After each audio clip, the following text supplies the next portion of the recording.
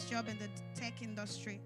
You will learn how to navigate the various roles available and find the path that are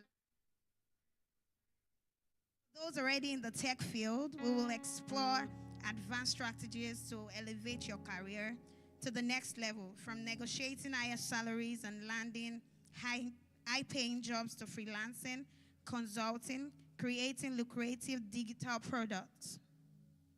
We will provide you with actionable insight to maximize your earning and your potentials.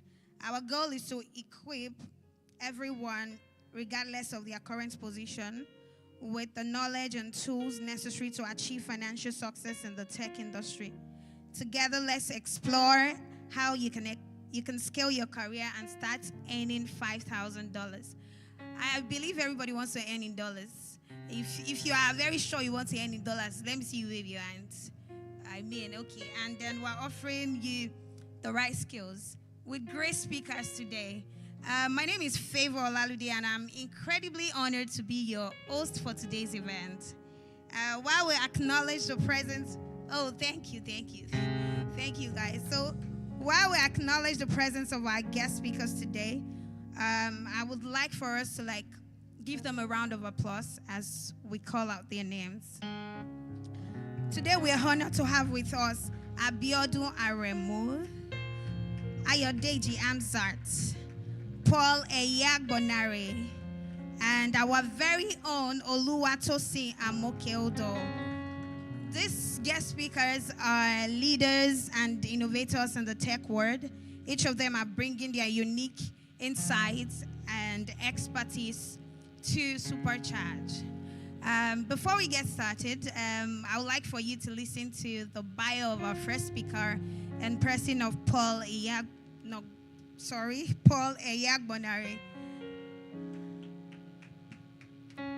Throughout his career, Paul. Ladies and gentlemen, it's my pleasure to introduce Paul Eyagbonare, and he'll be speaking on the topic Understanding the Tech Industry. Paul Eyagbonare is a thought leader, visionary, and strategist in digital technology and business innovation, admired for his unique blend of business acumen, technological prowess, and customer-centric approach. With over 17 years of industry experience, Paul has spearheaded numerous technology projects across the telecoms, banking, fintech, and energy sectors. His multifaceted career encompasses roles in IT, digital marketing, e-commerce payments, product design, product development, product management, digital banking, and customer experience. Currently, Paul is the Chief Digital Officer at Action Microfinance Bank, where he drives the bank's digital and transformational strategy. Before joining Action Microfinance Bank, Paul served as AGM and Head of Business Innovation and Transformation at Ikeja Electric. There, he was instrumental in boosting operational efficiencies and creating new revenue streams by monetizing data assets. Before his tenure at Ikeja Electric, Paul was the head of digital banking and online channels at Nine Payment Service Bank, where he played a key role in shaping the bank's digital strategy and ecosystem. Paul also led as head of product delivery and management at ESOLO, a global payment infrastructure organization. He directed cross-functional teams in global processor integration, launching multi-currency, multi-geography, and multi-language prepaid card payment platforms across the US, Mexico, Colombia, Brazil, and Congo. His diverse career includes roles at Nine Mobile, formerly Etisalat, and Globalcom, where he contributed significantly to IT infrastructure, web development, and digital banking. Paul's academic credentials includes a master's degree in information technology from the University of Lagos, Nigeria, an MBA from the University of East London, UK, and a professional training and certification in artificial intelligence and machine learning from the Massachusetts Institute of Technology, US. He also holds several international certifications in design thinking from the Interaction Design Foundation, Scrum Product Owner from the International Scrum Institute, and Microsoft Certified Professional. Paul is recognized by the African Leadership Development Center, Covenant University, with a certificate in leadership development. Paul also contributes to national development as a mentor on the Nigeria Communications Satellite Accelerator Program and signed up as a mentor with the Tony Elumelu Foundation. He has also personally mentored many individuals who are now running successful tech careers in Nigeria and diaspora. Throughout his career, Paul has been honored with multiple CEO awards for innovation and operational efficiency. His profound insight into digital strategy, technology leadership, and customer-centric product design position him as a leading figure in the digital landscape.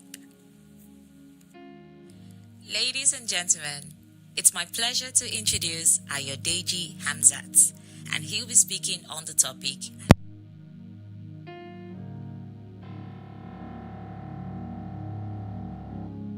Are you ready to understand tech? Are you sure you're ready to understand tech? If you're ready to understand tech, give a round of applause to Mr. Paul Eyagbonare.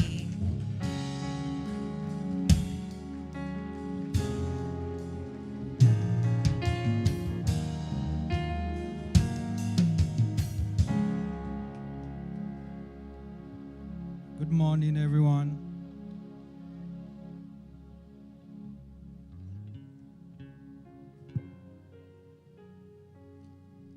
It's my pleasure to be here today. Please, I don't know if we could have my deck display on screen so that you can relate with it as we proceed. So good afternoon or good morning, everyone. Do you like the sound of my voice? Is it clear? Is it okay? Do you want some adjustments to it? Okay. All right. I'd like to appreciate the pastor of the House of Wisdom Church for this opportunity. I take it as a privilege to be able to speak here today, be able to help people find their place, be able to unbundle what is happening in the tech industry today, and be able to challenge your minds to see that the people there that we're calling the big boys in tech, they don't have 10 heads. And you can find your space, you can find your way, and you can get right in. All right, so today we're going to be looking at the tech industry. We'll try to understand what the tech industry is about, and we'll also see the opportunities that are bound in the tech industry and how you can be a part of it, how you can take advantage of it. And if you are joining online, and together with those of us in person right here, I would like to encourage you to put away all distractions and have the presence of mind to focus on the information that's going to be coming your way, because I strongly believe it will make a difference. Okay? So put all distractions away. Just give this about 30 minutes or so that I will be speaking, that rapt attention, and I'm sure you will be sort of blown back by what you would hear. So thank you. Let's get started. So today we're looking in line with the theme, how to supercharge your tech career, how you can earn $5,000 plus monthly. And the journey starts with you understanding the tech industry, which you see on the slide. So we're going to speak around 3 dimensions to help drive home the understanding. We're going to look at understanding the tech industry by first having an overview of the tech industry. What is the current state of the tech industry? Who are the players in the tech industry? What are the key sectors in the tech industry? We're taking this approach so that it's clear for everyone, because there are those of us here today, you don't know anything about tech, right? There are those of us here today, you're already in tech, but you want to find a way to something better in tech. And there are some, you are doing something else, but you want to transition it. So we have all kinds of people joining online, in person, as I believe. So we'll look at all that. We'll also look at the evolving landscape in terms of tech and how you can position for opportunities in tech. And then we'll look lastly at the emerging opportunities in tech and the areas for collaboration. Next slide, please. But I would like to start with a very good foundation. So these are the areas we'll look at showing on screen. I wish it could show better, but it's fine. So next slide, please. I'd like to start with a very good foundation. And I want to take that from Luke chapter 2, verse 52. It's a scripture. And that scripture says, and Jesus increased in wisdom and stature. Let me take it again. And Jesus increased in wisdom. Note it. And what? In stature too. The latter part of scripture says, and in favor with God and man. I want you to understand this very well. This is the foundation. And Jesus increased in wisdom. That increase in wisdom is what you know. You increase in what you know. Okay? And then he increased in stature. Stature is the capacity that you build. So you have to increase in what you know, and you have to increase in the capacity of what you can do. When you do that, it means you have prepared for opportunity. Then you will find favor with God, and you find favor with man. That favor with God means opportunities that will open up for you, and the favor with man means the connectivity that will bring you to where you need to be. Are you getting the picture? So what you know, increase in wisdom. Capacity you have to build, increase in stature. Favor with God, opportunities, and favor with man, connectivity. You have to prepare for your opportunity. And what I want to help some of you do today is to help you prepare and position for opportunities. As children of God, we are meant not to run after opportunities, but to position ourselves for opportunities. There is a position you take, the opportunities come after you. Right? I can't remember the last time I applied for a job. I am the one turning them down. Why?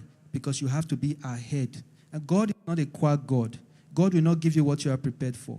But you show God you are serious when you prepare for something that you are expecting God to bring your way. And God is faithful to see your preparation and bring those opportunities and bring those connectivities your way. Are we good? So next slide, let's go in. Let's start now. Let's look at the tech industry. I'm going to start from the very foundation. So an overview. You hear this buzzword, the tech industry, the tech boys, the leaders in tech, big things in tech, big companies in tech. This whole tech industry that we talk about encompasses a wide range of fields. From software development to manufacturing to telecommunications, to digital services, to emerging technologies, all these things form what we refer to as the tech industry. But how did we land into the tech industry? What happened? How did we get here? Right? And I'm going to talk about what we call the Industry 4.0 shakeup. Please, next slide. The Industry 4.0 shakeup. Sometime around 1760, in the 70s, it used to be manual labor, manual work for everything that we try to do. You have to bring in 100 people, 500 people, put them in a place to do something. It was the era of slave trade and all that, and then we came out of it. But everything from working in companies, working in industry, it was manual labor. That time was referred to as Industry 1.0. Industry 1.0. Everything was just manual. Everything was just, hard work, labor. And then in 1850, right, around that time, 1850, which is the 18th century, electricity was invented. Electricity was invented. And when electricity was invented, it led to things like large-scale processing. It was now possible to create machines that uses electricity to do large-scale processing, right? That age where electricity was invented and then machinery became possible to do those manual labor human beings used to do is referred to as Industry 2.0. Is it clear? Is it making sense to us? Industry 2.0. And then that lasted from 1850 to around the second half of the 20th century. And then after that time, people invented the computers. People like Thomas Edison, you heard of in secondary school, Michael Faraday, right? All of them were coming out. IBM, companies were coming out. They were now creating computers. And look at the history. From manual labor, then electricity was discovered. After electricity was discovered, they made it possible to create computers, machines, and all those things. When those computers were created and those machines were created, it also made it possible for one to communicate with the other and brought us into the era of communications, right? And then it brought us into the area of automation. Those were the times people like Bill Gates came up. Those are the times people like Steve Jobs of Apple came up. That time when computers became a thing, when it just picked off, then a computer can be as big as this microcomputers. That heralded what we call Industry 3.0. So you're seeing the movement now from Industry 1.0, Industry 2.0, Industry 3.0. Now, with the capabilities that happen in Industry 3.0, it was now possible for what we call decentralized information, meaning information anywhere, anytime, anyhow. The likes of Google came up. The likes of YouTube came up. Big data became possible. Artificial intelligence, machine learning.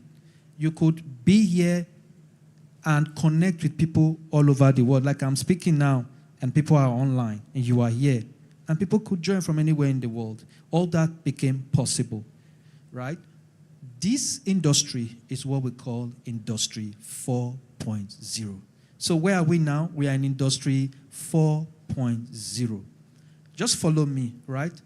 In this Industry 4.0, next slide please, it became possible to do business at the speed of thought. You just think about it, you've done the business. It became possible to send email. It became possible to download something from the internet. These mobile phones, like this phone, became more powerful than the computer that existed in the year 2000. This phone you are seeing is more powerful than the computer that existed in the year 2000. Right? And this is what started happening, pressure. And I'll tell you what pressure does. It now became possible to digitize things, became possible to optimize things, became possible to automate things. Global connectivity picked up. Every company needed to transform. Every company needed to innovate. The ones that did not innovate, they died. Are you getting me? The ones that innovated, they moved forward. Challenging companies came up. Everything now began to revolve around one thing: software. Software. Everything began to revolve on this phone, software. The reason why, as they are shooting this video, other people are on it, software. I have this here, software. Everybody, your phones, software. Excuse me. And so that software, everything becoming on the foundation of software, began to put pressure on the industry. It began to put pressure on the need for people who can create this software. Right? And then it resulted in what we call tech jobs. They began to get into demand. Those days you hear he's an IT guy, We were just starting. It was just getting popular. We were just, And then COVID came, and COVID accelerated things. And when COVID came and accelerated things, what is happening today is that the demand for tech skills is at an all-time high. It has never been high like this. Why? Vehicles are becoming computers. And I'll speak to that in a little bit. Everything is becoming computerized. The wristwatch I'm wearing is essentially a computer. Are you getting me? So this is what put pressure on the ecosystem. And then we began to see people playing out as, what we call tech giants. Next slide. And in this industry we are looking at, there are two kinds of major players. Those that we call the tech giants. These are the guys like Apple, Google, Facebook, Amazon. Right? These are the ones who shape technology, who shape industry. When you see Instagram causes people to behave in a particular way. People sat in a room to decide how you will behave in the time that is coming. When they created TikTok, you can see what TikTok is doing. When these big companies create things, they shape culture. Apple invented the iPhone and the App Store. App Store never existed before, but App Store became a business place for people to make millions of dollars. There are people, the only thing they have on the store is an app. They are billionaires with that app. So they shape culture. Google did the same thing. YouTube came. Everybody's becoming content creator. Why? There are companies that create technologies that shape future. Today, everybody is talking about ChatGPT, OpenAI. I'm sure you've heard of this. That company has existed 9 years ago. You just got to know now. Right? They created what has shaped culture by technology again. Right? So these guys are called the tech giants.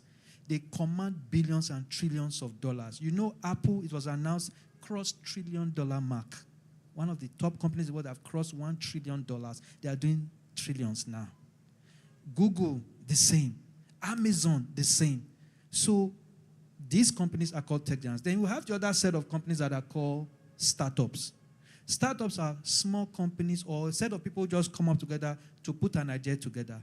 But what they are doing can challenge what the big guys are doing. Are you getting me? YouTube existed before. It is not Google that originally started YouTube. It's just some young guys like us here. They just started it and just made it public. People were uploading videos. And Google saw the potential in it and offered them for $17 billion in 2014 for YouTube. So we're going to talk about being able to start something. Today, YouTube is worth over $400 billion. That YouTube you are seeing, 2 young guys, they bought it over. WhatsApp, 2 young guys, they bought it for about $13 billion, right? And today, WhatsApp is worth over $100 billion. Who are these people? Why is it that when you go to Instagram, you know one person on WhatsApp, the next thing, everybody you know on your contact, you'll be seeing them on Instagram. That's why they bought that company, to scale up. So what they do is challenging technology. So all the startups are in different categories. They are the ones we call, or let me put it this way, the way the ecosystem is organized, some start off as, ideas that come into what we call incubation. So we have incubators. Incubators are organizations that have been set up to help people who have ideas, but they don't know how to get it off the ground. So you go into an incubator. I have this idea, but I don't know how to start, what to do, and all. Incubators will help you put it together, organize it, bring people to help you, provide you office space, and then help you launch it out and give you mentoring and support. Apart from those, we have the ones we call accelerators. Accelerators support those who have already started the business, but you need to scale. You are in one place, Ashongotedo, you need to go global. The idea you have is making sense. They'll give you the money. And those money come in terms of what we call funding. There's Series A funding, there's Series B funding. The series, don't be confused with it. The series just means the amount of money. Series A, they'll give you $100,000. Series B, maybe $500,000. Series C, $3 million. And a lot of companies that have started like that have received this money. The truth is, people will be saying there's no money. Let me tell you, there's money. The money is there. It's just for you to know where it is and follow it, or position yourself so that I can follow you, right? So these are the people who are the big players in tech. I want you to have the understanding, and then let's now look at the tech sectors, key tech sectors, right? Next slide, please. Very importantly, one of the key tech sectors that we have today is retail. This is where e-commerce sprang from. The ability to be here and order for something in US and to be delivered to you in Nigeria. the ability to be here and order for food and food to be delivered to you. All those things are driving what we call retail as a sector. This is where Amazon is. This is where AliExpress is. How many of you have ever ordered through AliExpress from China? Thank you. You order and they will bring it. Retail. This is where Amazon is. Those days we used to go to a store to rent Nollywood movies. Are you doing it again? No. Where are they? You find them on Amazon Prime. You find them on YouTube. Retail. Those days we used to go and buy computers we call servers that will keep in data centers so that they power other systems. People don't buy them like that again. They are now turned into what? Software. They are sold on Amazon Web Services. Microsoft is also selling them. They call them Microsoft Azure Services. So all these things are there. We have food delivery companies like Glovo, right? All these ones are there. All these play a role in retail. The other guys that are coming into retail too are the logistic companies, GIG Logistics. Everything these guys are doing is powered by software. It's powered by technology. And then the other key sector is finance. This is where tech is also moving rapidly.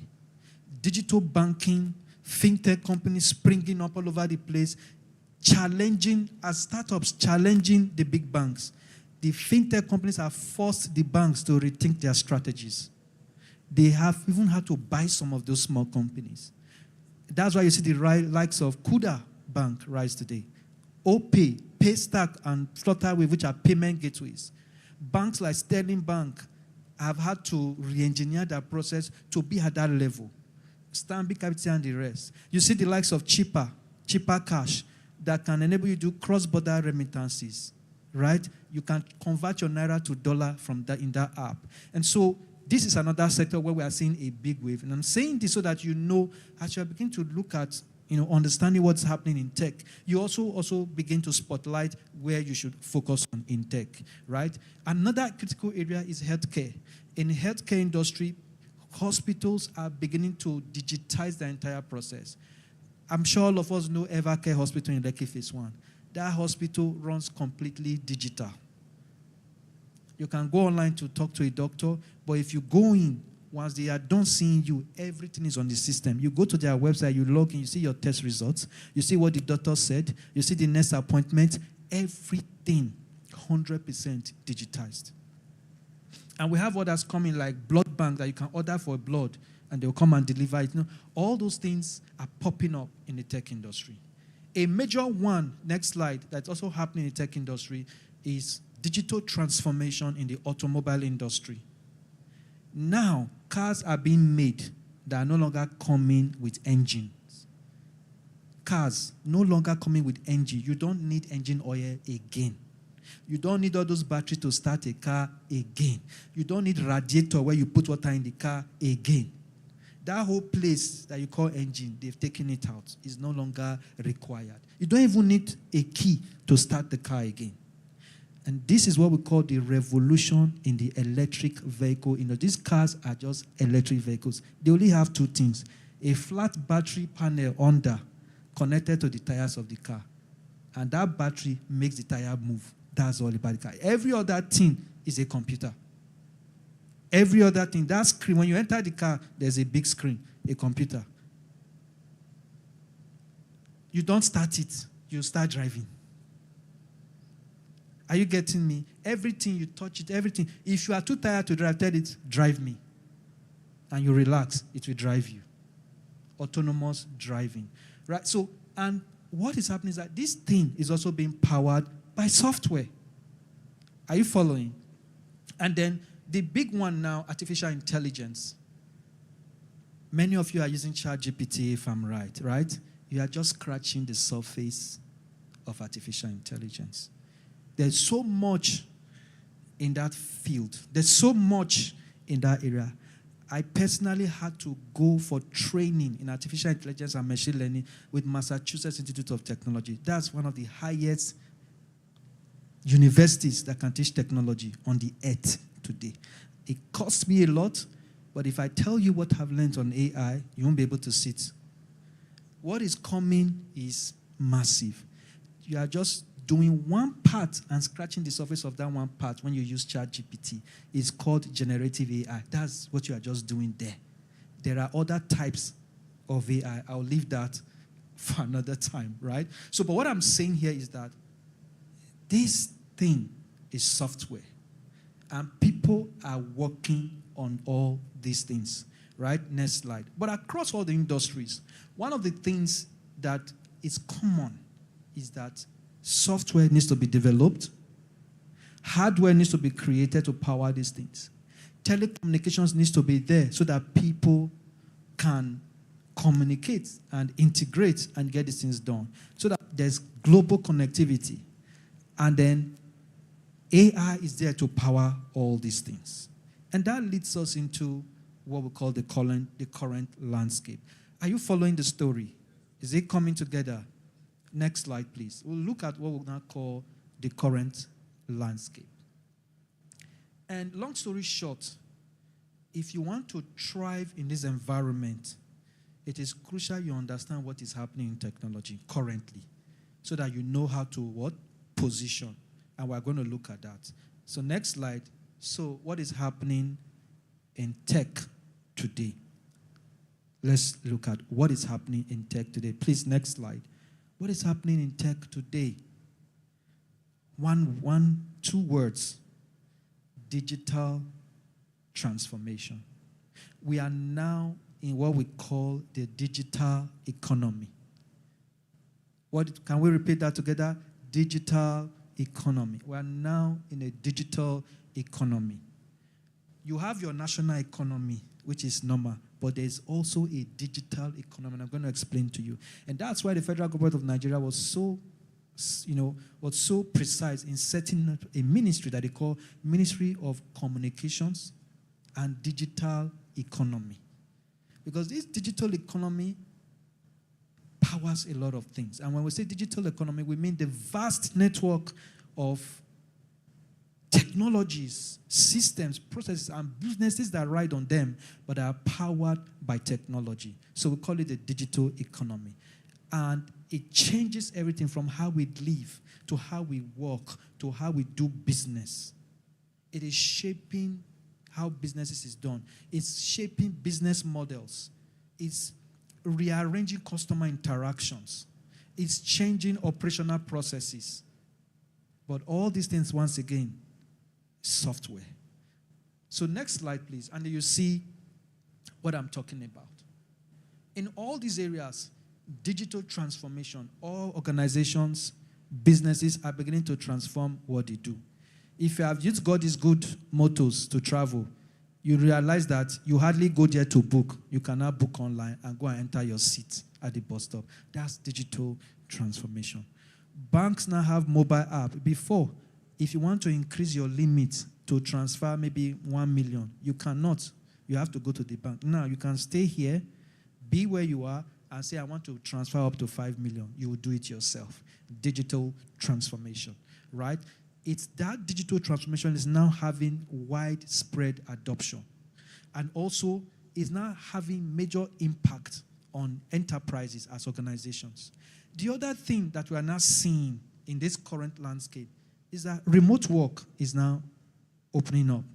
You can be in Nigeria and work for a company in US, in UK, right here, and earn in their currency so that you can convert it and it becomes very fast, right? It's changing work dynamics. Even today, companies now understand this. So if you are doing 9 to 5, but you are a tech resource in that company, they can agree with you so that you work some days from home, some days in the office, or you work 100% remote, right?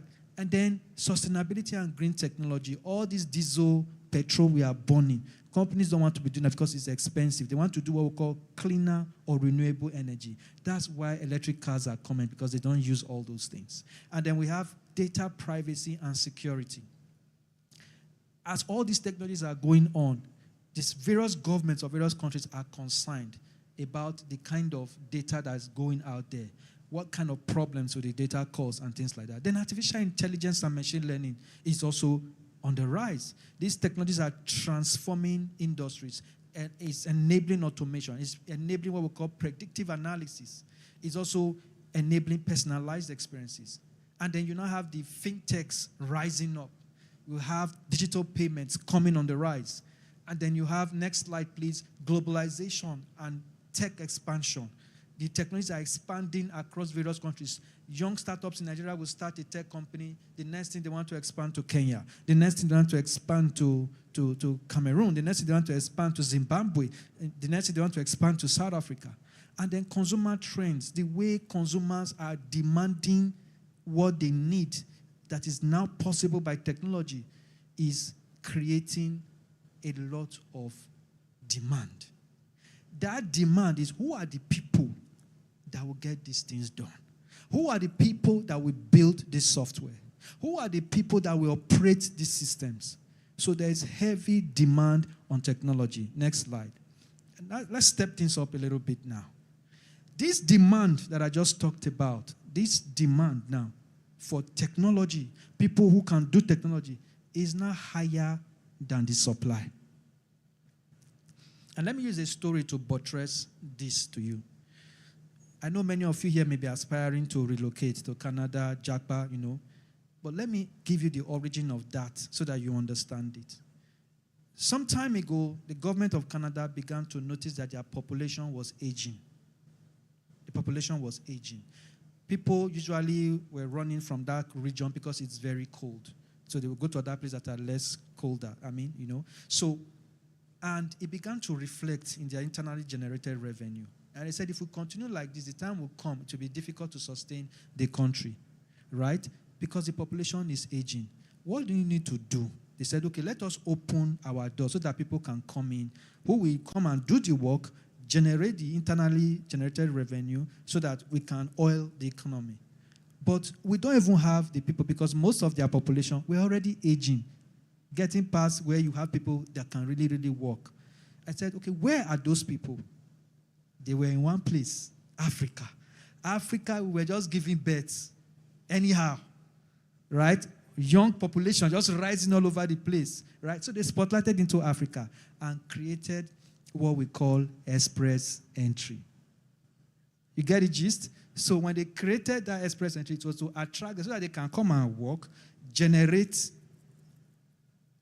revenue, taxes, and all those things for the country, and then the country can move. So that made it attractive. But then, if you want to jackpot, what are you jackpotting with? What are you jackpotting as?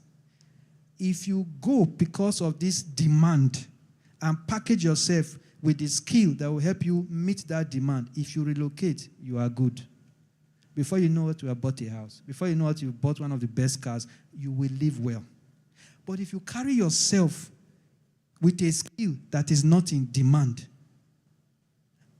let me leave it like that. Okay? I've seen too many cases of people just carrying them. So you have to understand the dynamics. When you understand the dynamics that this is the demand in that place, package yourself and go there as a supply to that demand. How do you do that? We'll talk about that. But there are then three areas. Tech, which is a major part of this demand, because those companies are industrializing, they are doing so many things, but the people to operate, to create, to make possible, they are short on it. So who will create this software became the question.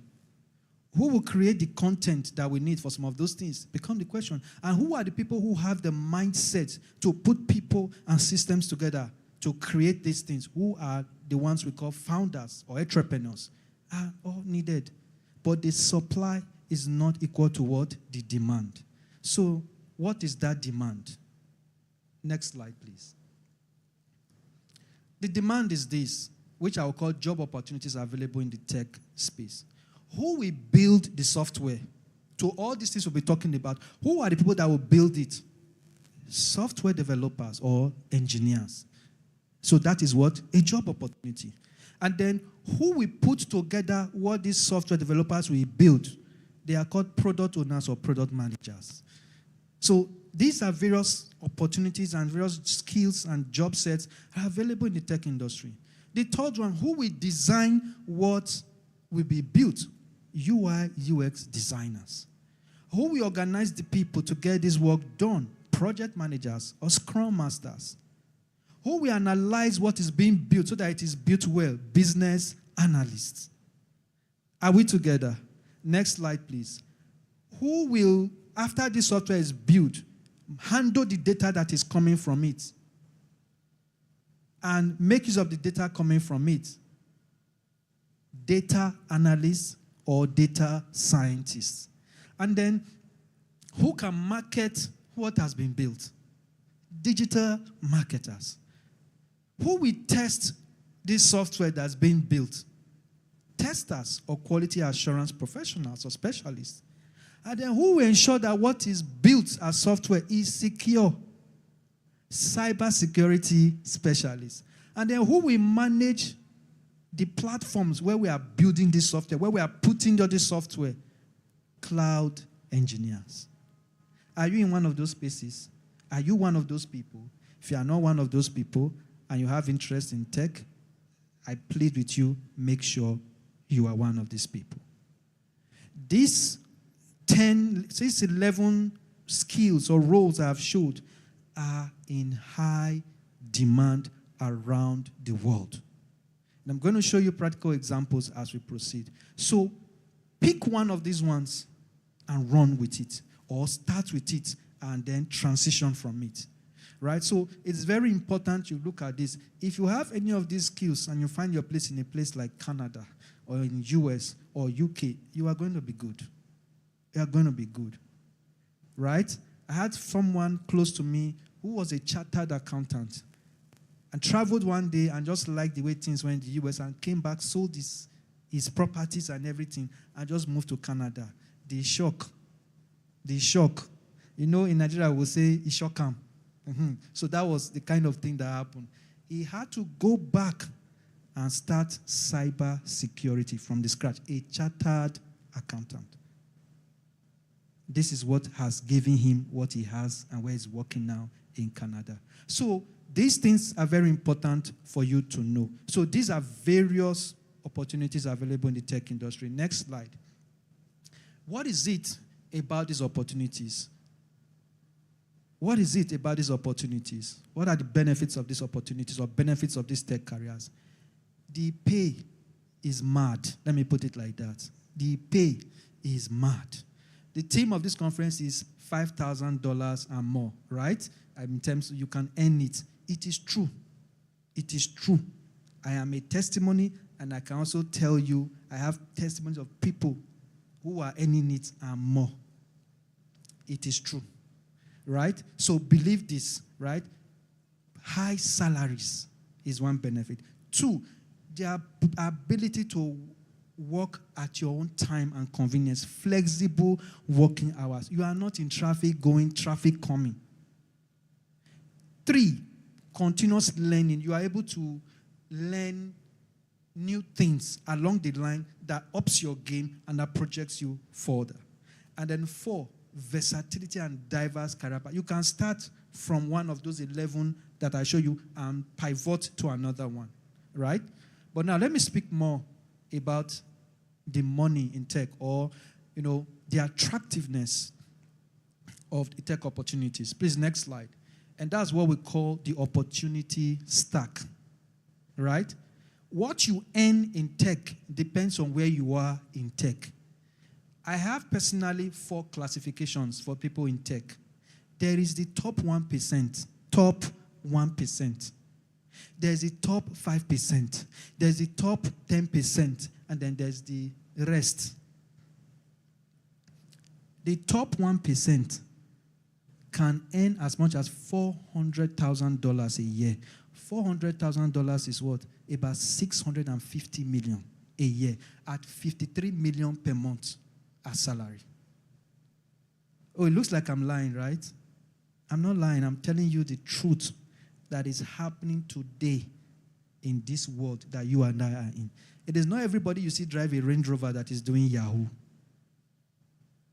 Are you getting me? It's not everybody you see driving a Lexus that is doing Yahoo. It is not everybody you see living in Lekki Phase 1 that is stealing. No. These guys have this money. Why? Because they are in that stack. And one of the companies that hire people that are top 1%, the only thing they will tell you is, are you the best? If you are the best, forget about it. Right? We used to say it in that funny way. If you don't get it, forget about it. Right? So if you are not the best, you can't get in the top 1%. You have to be the best to get in the top 1%. Right? So my question is, how attractive are you? How attractive are you? And then the top 5%, let's talk about that. The top 5% can earn up to $250,000 a month. Sorry, per annum. So divide it by 12. The top 5% can earn up to $150,000. Even the rest that represents 84%, as you see on that chart there, can earn up to $100,000. So if you don't find yourself anywhere, find yourself where? In the rest. And you will be all right. You'll be all right.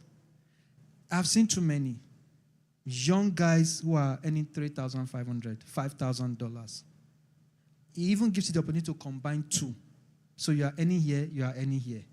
And you combine. You see that every month you are just a multimillionaire. Every month you are just a multimillionaire. Every month you are just a multi-millionaire.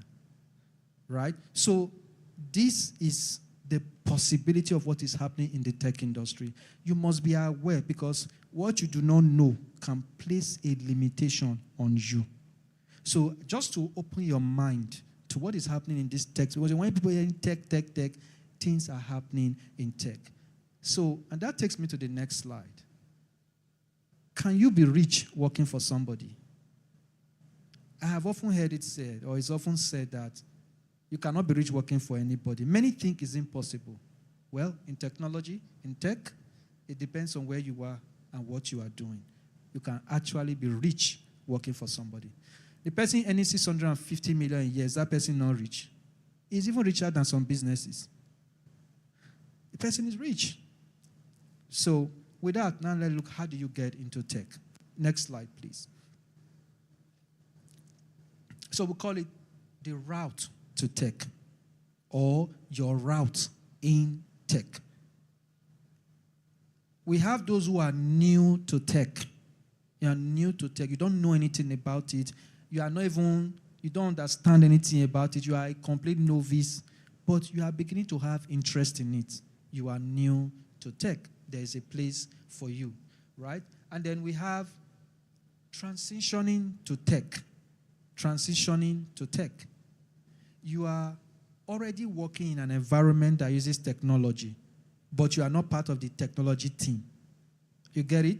You may be working in the bank as an operations person, but you have the digital team or the IT team using technology. You work with them, but you are not part of them. You make use of what they give you to use, but you are not part of them. But you are beginning to have interest in that area. You are transitioning to tech. You are in the category of those who want to transition to tech. And then we have people who are already in tech, right? They may be product owners, they may be product managers, they may be scrum masters, but they want to move into software development. They want to move into artificial intelligence. But you are already in the tech field. You are diversifying in tech. Excuse me. And then we have those who may not necessarily be in all these categories, but they have idea of how things should be. They have ideas of how things should work. These people are the people we call visionaries or founders. These people can put people together to form a tech company, even though they don't know anything about software development. So you have people who don't know much about developing software, but they are leading technology companies. They fall into this category. It just tells us that the opportunity, this is a big space for everybody, right? But before we proceed, I'd like to address some conceptions, or rather misconceptions that many people have when it comes to tech. Please, next slide. Let's address the misconceptions. Misconception number one, all tech roles require coding. People feel if you have to come into tech, you have to be a developer or you have to be a coder. It is not true. It is not true. You can be in technology, work in a tech company, and never write one line of code. You don't even need to. You don't even have to. So drop that mindset that, I'm not an IT person, I don't know how to write code or develop. No, you don't even need to. So that's a misconception. The other misconception is that tech careers are only for young people. That is not correct. You see that top 1% I mentioned earlier, that top 1%, there are men. When you come there, that's where you see men in their 50s, in their 60s. It is actually many of them that are in that top 1% than even many of us that are younger. They are playing golf. They are in that top 1%. They are still doing remote work. Forget that thing. Are you getting me? They are in that top 1%. So when you see them pass like this with Rolls Royce, it is possible. Forget it. Right? They are in the top 1%. Because the value they bring is second to none. They know how to inspire people. They know how to see ahead. They know the next set of technologies that they should push. Those are the men. When you sit there and say, that one is Baba, that is the Odogu in tech. They're in that top 1%, right? And then conception number 3, tech jobs are unstable or subject to outsourcing. Not true. Not true. In fact, if there's any job that is stable, it is tech. Why? Times may change. When they decide to lay off everybody in that company, the first set of people they would try not to touch is the people in tech. That's the truth. That's the truth. So part of how you position yourself and preserve yourself where you work, make sure that you are a person of value in that organization. You have a tech skill that if they drop you, they will feel it. Are you getting me? So that's how you preserve yourself in an organization. So if you've had the mindset that these 3 things, oh, no, it's not for me, begin to delete that mindset, right? Because they are not true. Now, we've talked about you don't need to be a developer to be in tech, right? Now, let's look at what are those roles that do not require you to be a developer. Next slide, please. All right. So what are those roles in tech that do not require you to be a developer? Very important, number 1, Scrum Master. Today, this Scrum Master role is one of the most popular roles in tech. That is your easiest way to come into tech. Your easiest way to begin your journey in the tech domain. Scrum Master. What do Scrum Masters do? Just tell people, call for meetings, organize people.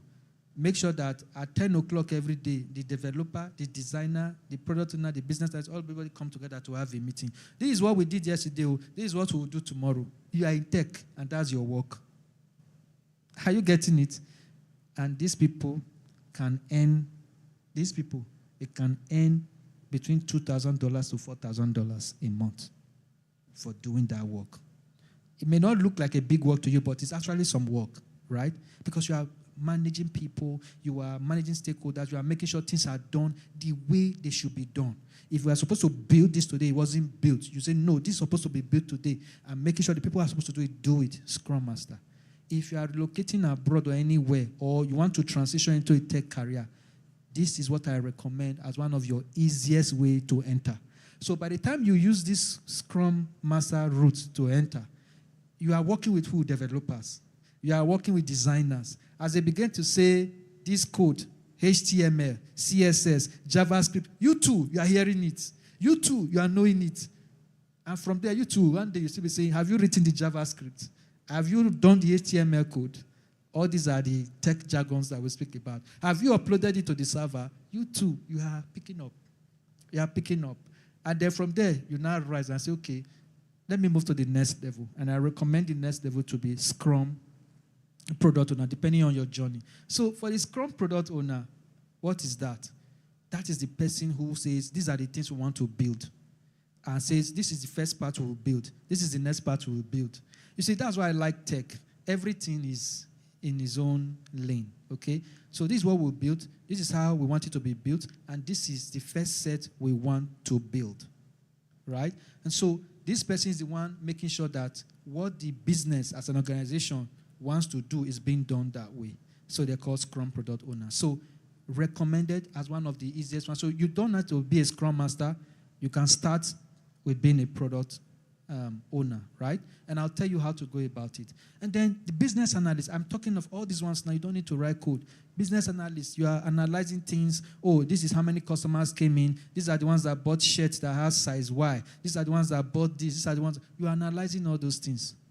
You are not writing any code, but you are using it to drive what we call business intelligence. You are a data analyst. So you don't need to write code. So when you hear data, you don't need to write any code. Then we have testers, quality assurance testers. Another easy route, just package yourself and just go and be testing. Oh, we have built a software.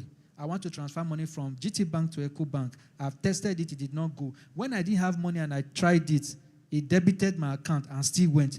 You cannot let the software go. You have to fix it. You are a tester. Did you write any code? No. But are you adding value? Yes. You are in tech. Already, you are in tech. And then we have the people called user interface and user experience designers. All you need to do to start this one is to just go and learn how to do it. You design mobile app. You design website. This is how when you click the button should work. This is how when you slide the screen should work. That are the people that are called UI UX designer. You don't need to write any code. Just be what? Creative. All these things I'm telling you now that don't require coding. There are a lot of videos on them on YouTube. That's why YouTube is one of the greatest assets to humanity today. You can just go to YouTube and just say, training on Scrum Master, beginner course on Scrum Master, you'll find it. Beginner course, product owner, you'll find it. Beginner course on how to be a quality assurance tester, you'll find it. So these are the non-coding tech roles, right? Next slide. Now let's look at the roles that require you to code. The roles that require you to code, which are what we call the coding tech roles. Front-end engineer or front-end developer. You are the actual people, or rather they are the actual people that write those codes to build that front-end, to build what you are seeing, to build that mobile app, whether it's a web application or a mobile app. You are the people building it. Or they also have the ones we call back-end engineers who build what is powering what you are seeing on that front-end. So what is front-end? What is back-end? Front-end is what you see that you interact with. Back-end is what you do not see, but that you still interact with, but you do not know you are interacting with. That's front-end and back-end in layman's language. Do we understand it now? Beautiful. And then data scientists. Note there's a difference between data analyst and data scientist. Okay? So I'll be wrapping up now, and I want to just quickly say a few things as I wrap up. Next slide, please. Where do you look for remote work? These are some of the places where you can look for remote work. If you are want to be in top 1%, top 5%, these are the places where you can look for. And then if you want to go in the 4% bracket, those are places to look for. Next slide, please. And if you find that despite all these, you don't still want to go into those areas of tech, then focus on the new kingdom. And the new kingdom content is a kingmaker. Just identify your niche, start creating some content, and start putting it out there on social media. People are also making money from that. And so what will be your next steps? Next slide, please. Your next steps will be 1, preparation. Find an area out of those 11 that suits you, right? Watch videos on it, prepare for it, take an exam on it, okay? Begin to apply and join a tech community, right? And next slide, please. And so in terms of future opportunities, I won't spend much time on this. You have AI, cybersecurity. I've talked about them, cloud computing. All these are areas that are becoming very much in the future. IoT, blockchain, next slide. And then what we call edge computing, 5G telecommunications, all these are the ones coming up. Next slide, please. But I want to leave you with one message today before I go. Next slide, please. Next. Yes. And that message is that you can do it. You see these 4 people on the screen, they are people I have mentored. We have Nosa that you are seeing there. Nosa was an electrical engineer who was earning 200,000 naira a month and even lost the job. I mentored him. He went into software engineering. He earns today in USD, doing big stuff. Bemi was a customer care representative, and today he's a data scientist. He's earning in pounds. Blessing was an office assistant. Blessing trained to become a UI UX designer and earning well. And then Chima, who was a customer care rep, now a product owner. Next slide, please. So I'll leave you with this, and that message is just start. Just start. The greatest miracle is in starting. Once you start, the rest will fall into place. Next slide. Thank you for having me, and that's how to contact me. I hope you learned something.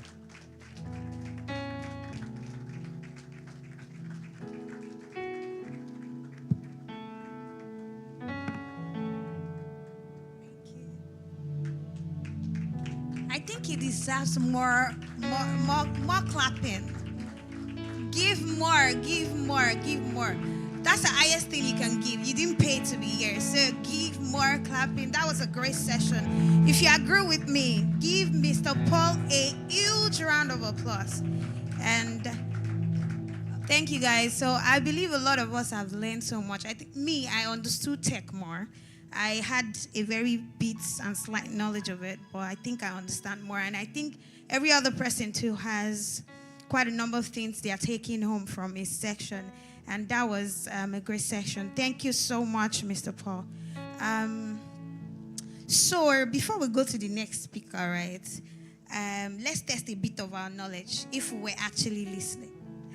So Mr. Paul mentioned something about YouTube, and there was an amount that it was bought. Who remembers the exact amount that it was bought? Sorry? I think you're close. Oh, yeah, you got to 17 billion. Okay, to not waste so much time, our next speaker is Mr. Olukayode Badejo, and they'll be taking us on digital marketing for 15 minutes. Can you please give a round of applause for Mr.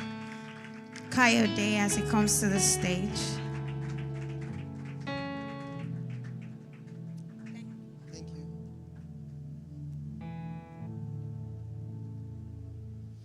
Good afternoon, everyone.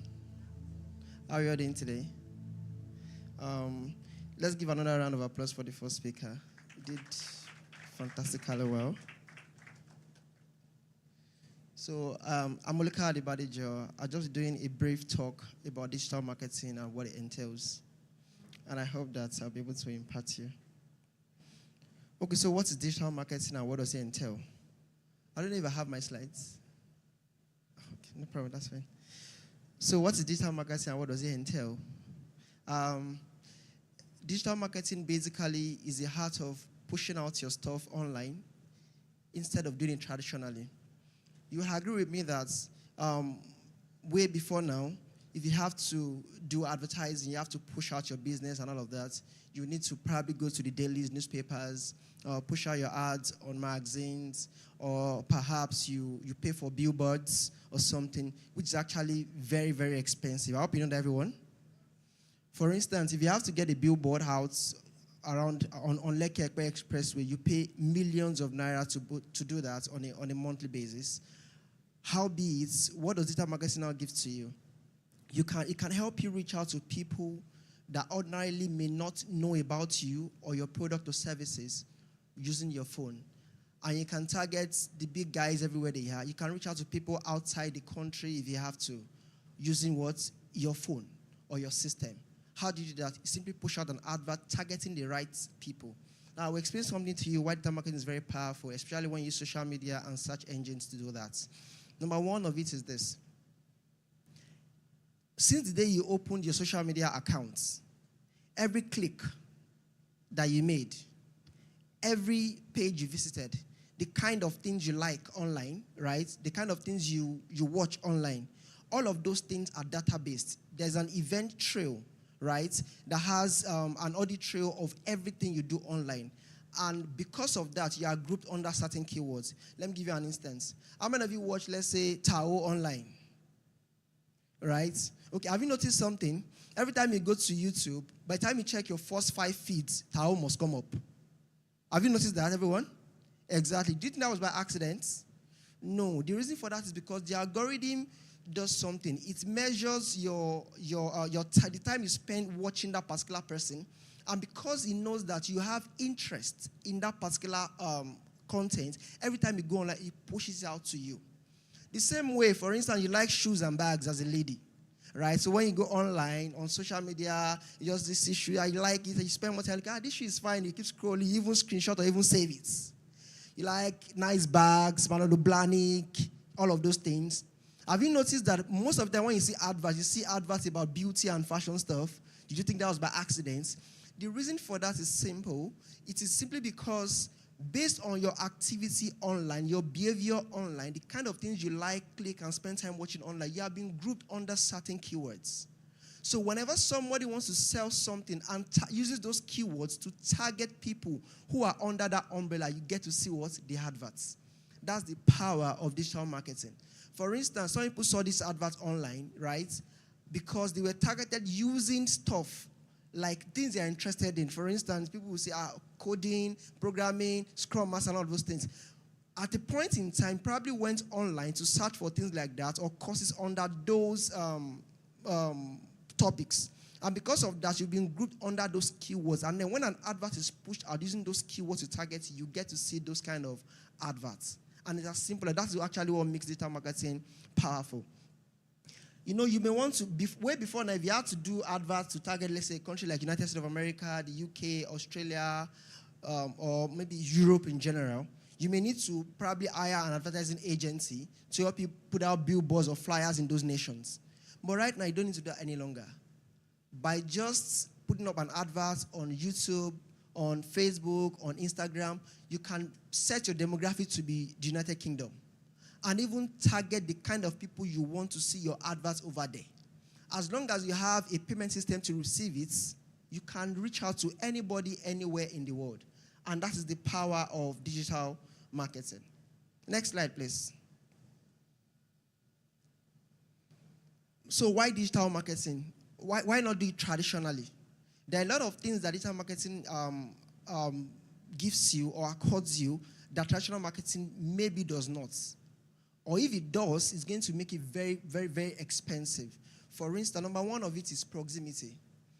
With digital marketing, you have the whole world on your phone, on your system, and you can reach out to anyone, anywhere. Number two is digital marketing is way cheaper than traditional marketing. For instance, even if you have to share flyers in Lekki axis alone, you want to do flyers, okay, the cheapest form of traditional marketing, right? And then you go pay, let's say, a printer, 100,000 naira to print for you. I don't know how much they print flyers now. I don't know. Maybe to print, let's say, 1,000 flyers for you, or let's say 2,000 flyers for you. Number one is you cannot do that all by yourself. You cannot share all of those flyers by yourself. That's number one. Number two is you need to now engage people, right? Maybe those guys that use what's that thing called?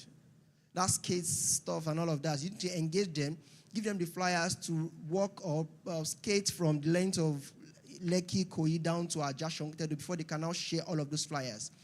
And that will take days to do. Probably you are able to share 2,000 flyers. That means you are reaching 2,000 people, right?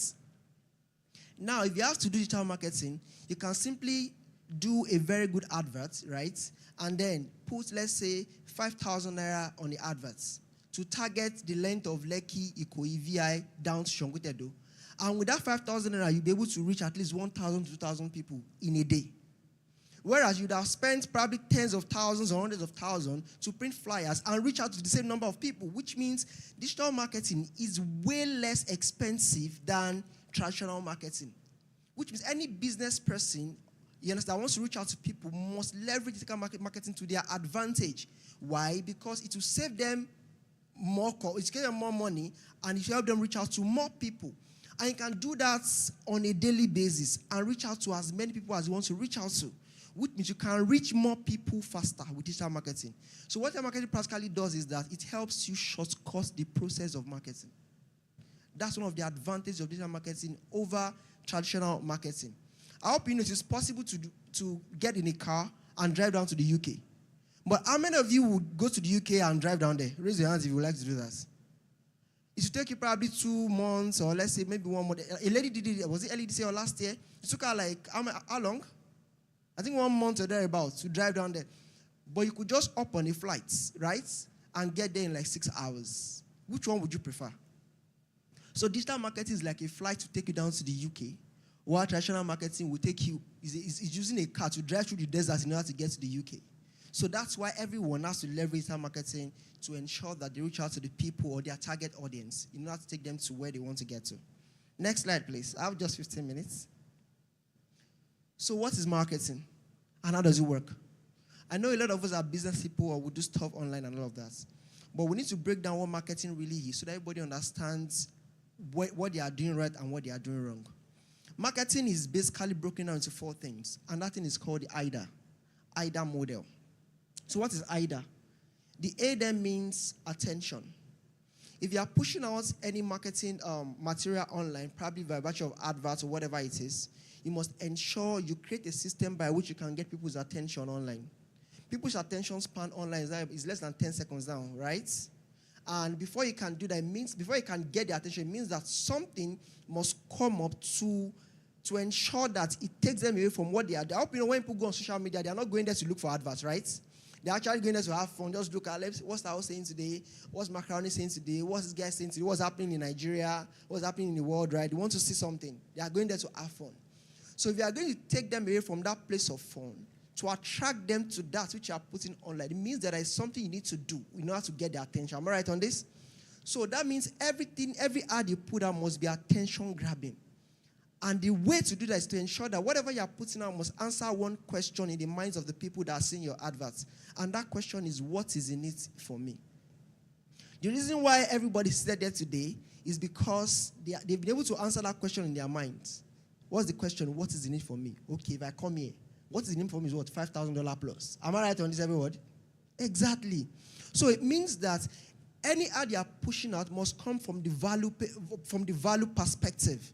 What that person tends to gain if they see your advert, or if they attend to your offering, if they accept your offering, what they stand to gain eventually. Not perhaps what you are going to teach them. Of course, that would come.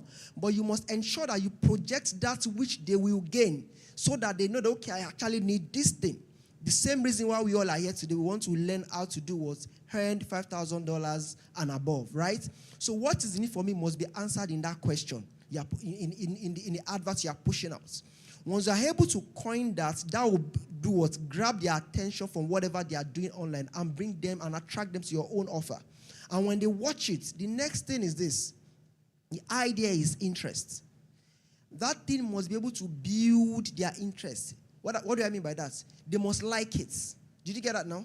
So they must leave the realm of, okay, it grabs my attention. When it now comes to look at it, they must do what? Like that thing they are saying.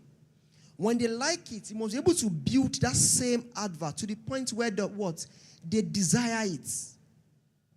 Desire there is now want it.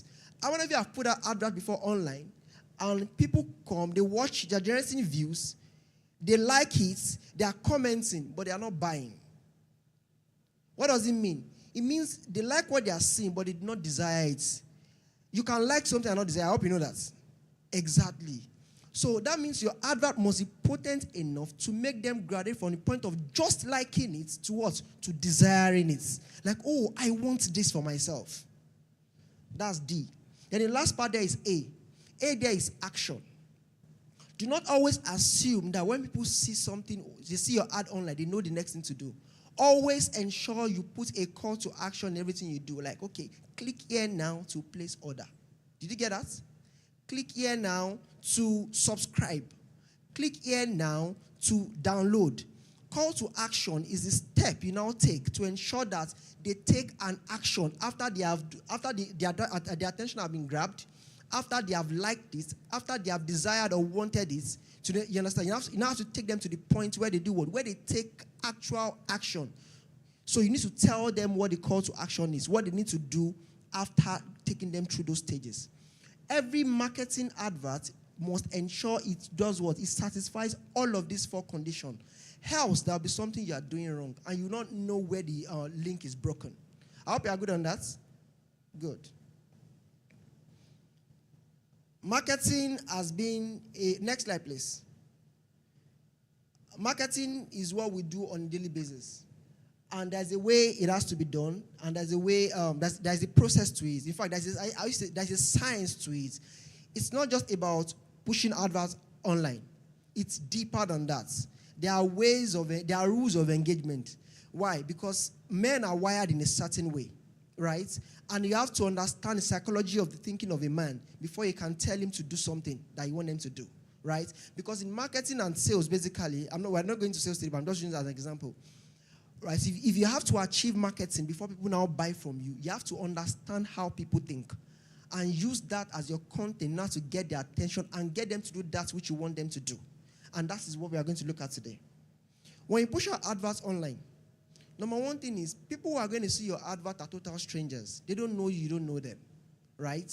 So there must be an avenue, like I said earlier, to ensure that you answer a question in their mind. What is in it for me? When they see that, that attracts them. Am I good on this? They are strangers to you. Now, from strangers, you must ensure they now become visitors to what you are pushing out to them. That means you're telling them to click something. After you must have gone through the AIDA process. Now, they are clicking to become visitors, probably your website, your web page, or whatever you're trying to show them. And when they come down and become visitors, is there any infrastructure that ensures that after they become visitors to your page, they don't just leave just like that? Are we following this? You know, in traditional, a lot of times people push out adverts online. They have good products, but they don't have good marketing strategies. So when they push out adverts, and people just see what they are marketing, and there is no way to actively collect an information from them so that we can now reach out to them. Something traditionally that we do not do. For instance, you went for, probably you came for an event here right now, and you're meeting somebody sitting beside you, and you guys got talking. And then you talk to the person about what you do, and the person talked about what they do. And eventually you realize that, okay, I could sell what I do to this person. What do you do next? You exchange contacts, right? Exactly. A lot of people have not created or have not designed an avenue to collect people's contacts online. So there can be an avenue to nurture that lead before they now become actual customers, right? Statistics will tell us that you have to reach out to someone I think at least 7 times before they now be your customer. I hope you know that. So when you just see online one time, there's no avenue for you to now reach out to them again in the future. That marketing is good, but it's not good enough. So that means you have to design a measure online to convert people who are just mere visitors to your website or your web page or your page online to what? To becoming actual leads. Probably via a form or telling them to chat you up somewhere. So by the time they chat you up, tell them to route them to WhatsApp so you can have their contact details. So when they now become leads, there's also a nurturing system to ensure from leads they can become what? Actual customers. There's actually a process to it. But a lot of the people just do from strangers to visitors and then they leave it there. That is good, but it's not good enough to actually take you to the promised land, which is the reason why you need to ensure that by your marketing strategies, you need to ensure that your visitors turn to leads, and then you create a nurturing systems by virtue of, let's say, email marketing, telemarketing, and all of that to ensure that they now become actual customers in the future. I hope you are good on that. Exactly. So I think my time is up right now, and maybe some other time we'll talk further about digital marketing. Thank you very much, everyone, and have a wonderful time.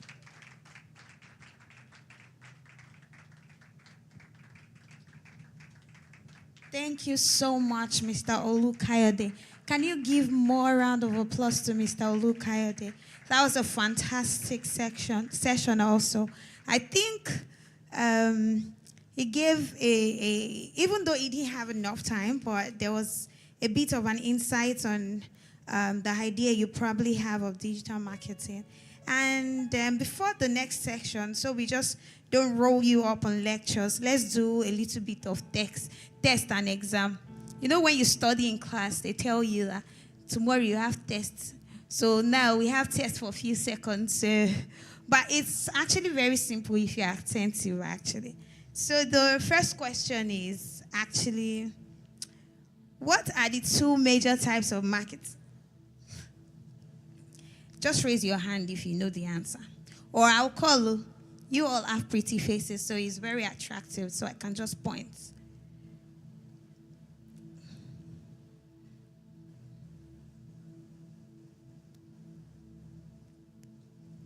digital and traditional marketing. Oh, a round of applause for him. That was right, and that's great. The AIDA model, who can mention it? And okay, someone behind. The first one is attention to interest, to desire, and to action. Oh, great. A round of applause for him. Well, that is great. That shows that we're really listening, and that's very nice. So the next person, our next guest speaker is the person of Mr. Abiodun Aremu. Can we give him a round of applause? You are not doing justice, so please, a round, good one, sound one. For Mr. Abiodun Aremu, he'll be coming up to take us for a few minutes, for about 30 minutes. And let's give him a round of applause again as he comes off the stage.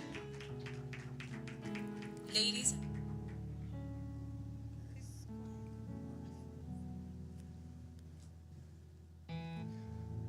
Good afternoon, everyone. Hope you're doing good. Okay. I think they need me to hold on a bit, right? Okay, good. So I just continue. I hope you've learned a lot so far. And for me, I think since you've absorbed so much knowledge, and can you celebrate the speakers so far, please? Can you celebrate the speakers so far? They've done an amazing, amazing job. And thank God I wasn't actually thinking of going that route of going through everything in tech. Because they literally touched like everything I would have talked about. So most of the things that I will be doing there would just be me walking you through the earning part of tech, what it takes to earn that $5,000 and plus. But okay, sorry, my apologies. I want to breach the protocol, but I think I must follow it again. Please, can you celebrate the person convening this program? Mr. Mokiodo, can you celebrate? Okay. And can you celebrate Pastor too? I know he's probably watching online, right? Okay, because I got the email from him, so you can just let me celebrate him. It's amazing. This is a very good one, because in this time that we have, one thing that is fundamentally missing in people is value. Because when I saw the topic that says earn $5,000, I was so curious at the fact that they were so intentional about the amount. And when it comes to hearing that kind of money, many things will run through your mind. How can one earn $5,000 in Nigeria? I mean, people are still complaining about the fact that they're not even finding jobs. And you're saying, I can make $5,000. I'm sure most of you are here to say, is it even possible? Are they not just trying to get us to come here? Right? And the interesting part of it is that coming from here, you already know that this is not a make money quick kind of scheme, right? So it has to be something ideal and godly. Am I correct? Okay. So, and for me as a person, that's very, very key. Sorry, before I move on, there's no timer. Please, just prompt me like 5 minutes too. Thank you. So, there is this thing that happened many years ago, MMM, and all these Ponzi schemes. How many of you participated in MMM? Just shame the devil and wave your hand. Come on now. Are you still feeling bad about it? Aha, good. Somebody's able to. You see, there's this level of grief you pass through. At the end of it is that fact that it doesn't matter anymore. You've overcome it. So you can actually talk about it to people. You get my point? But if you're still feeling grief, it's been how many years now? It's good that you are here, Sha. At least you've been learning how to now make the money in the right way. Now, so $5,000. And then I'm like, okay, good. This is amazing. And the truth is this. When it comes to tech, it is far, far true possible for you to make $5,000 a month. I'm adding a month because you might say $5,000 in a year, $5,000 in a week, $5,000, but let's say a month. And $5,000 a month, you most likely be like, is this 6 million naira thereabouts or 9 million naira, right? In Nigeria, a month. But this is it. There are so many things you need to understand. As a person, I've grown in my career in these last couple of decades as a software engineer. I'm a software engineer by profession. And I have seen what's possible in tech. The last company I work with is Microsoft.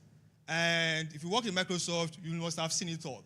Am I right? Like, Microsoft is like, if you count 2 companies in the world, Microsoft will be like number 2 or 1, right? And I've seen people earn money in that figure, even in the company. And also, I have also worked in Nigeria, gaining startups, setting up startups and all that. So I know what it takes to actually, what is possible in the industry. So I'm going to talk about 3 major things. My slide is very simple and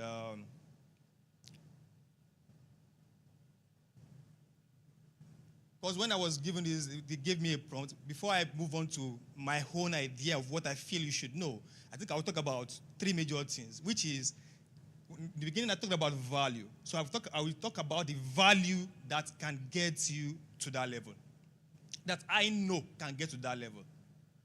Because when it comes to making money, money is about exchange of value. You are giving your value to someone and they are paying for it. That's basically it. That's how to make money. Like ideal money, you have a value that you are giving to someone and they are paying for it. As a service, it could be a product too. And that product, you must have done something to add to that product to make sure they are paying for it. The clothes you are wearing now, you got somewhere, you liked it, you bought it, right? You paid for the person because he made the clothes available for you. And then you must have done something that impressed you. I'm sure you saw so many clothes. Why didn't you pick other ones and you picked the one you picked?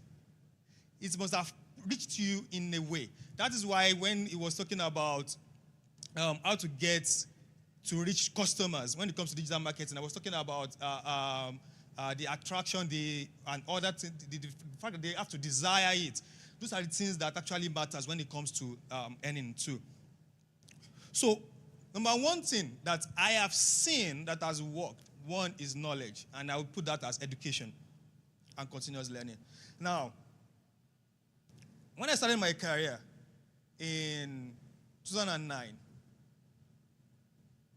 I earned, 2009 I was earning maybe 20,000 naira a month. 20,000 naira a month in Lagos here. Fast forward to this year now. Fast forward to this year, that's about 2009. That's over 10 years now.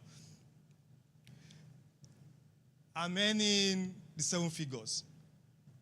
Now, what's the difference? How did I move from earning 20,000 naira to earning 7 millions? How did I move from there? Value, knowledge. The difference between me of 2009 and me of today is that I had different skills, knowledge. Now, back then in 2009, I was studying, because I picked my career very quickly. So I was studying software engineering, but I didn't have the knowledge then. I was still a student. I was studying in IT back then. When I got that job and I had to just work with that company, and they were paying me 20,000 naira. That's what I worth. That was my worth. Yeah, can you imagine? But one other thing, put this in the backlog, your backlog, as you might just put it somewhere. That even if you have the skill, the people you work for sometimes also matter. I will talk about that later. So After that was done, I decided to say, look, I want to move the level of, I just have a certificate from this institution. I move on to, okay, let me get a degree. So I went to the university, got a degree in software engineering, and I was like, okay, that was not enough. That was not enough, right? Okay, let me get some certification. So I did this, I only did one certification back then, just Microsoft SQL Server certification. It's called MCP, Microsoft Certified Professional. So I did that. And interestingly, so every time I post on Facebook about what I've done as a software engineer, I write some codes, I post them. And interestingly, I saw this advert on Facebook, recommended an advert. By the way, you know, what you post on Facebook sometimes determine what they show you. Like he was mentioning one of the comedians, you must have been watching that comedian, they recommend to you. So if you want to channel your career, be intentional about it. Be intentional about where you want to go in your career. Any of those skills, field we have in IT tech, is fine. You can be a UX designer, but if you're a UX designer, ensure that you are posting something about UI UX. On LinkedIn, on Facebook, on Twitter. Don't just post NSAS. It's fine, though. You can post NSAS, you can post end bad governance, you can post whatever is trending. It's also good. But when it comes to your career, come on, be intentional about it. You have to be serious about it. So I usually post about it, and Facebook advertised this opening for me with a US company. It was a Java program, which was exactly what I was posting. And then I was like, that was still way back. I was like, come on, I am just finishing this course. I'm not sure I'm ready now. But you know, when you're a believer now, you can face most of these things. Like, you just know God got you. So I was like, yes, I'll go for it. Then I applied, and interestingly, I got in. And that was how I first started earning my foreign currencies. So, the skill, the knowledge mattered a lot. The moment I got knowledge, the moment I got more certificates, it mattered into where the job I got then.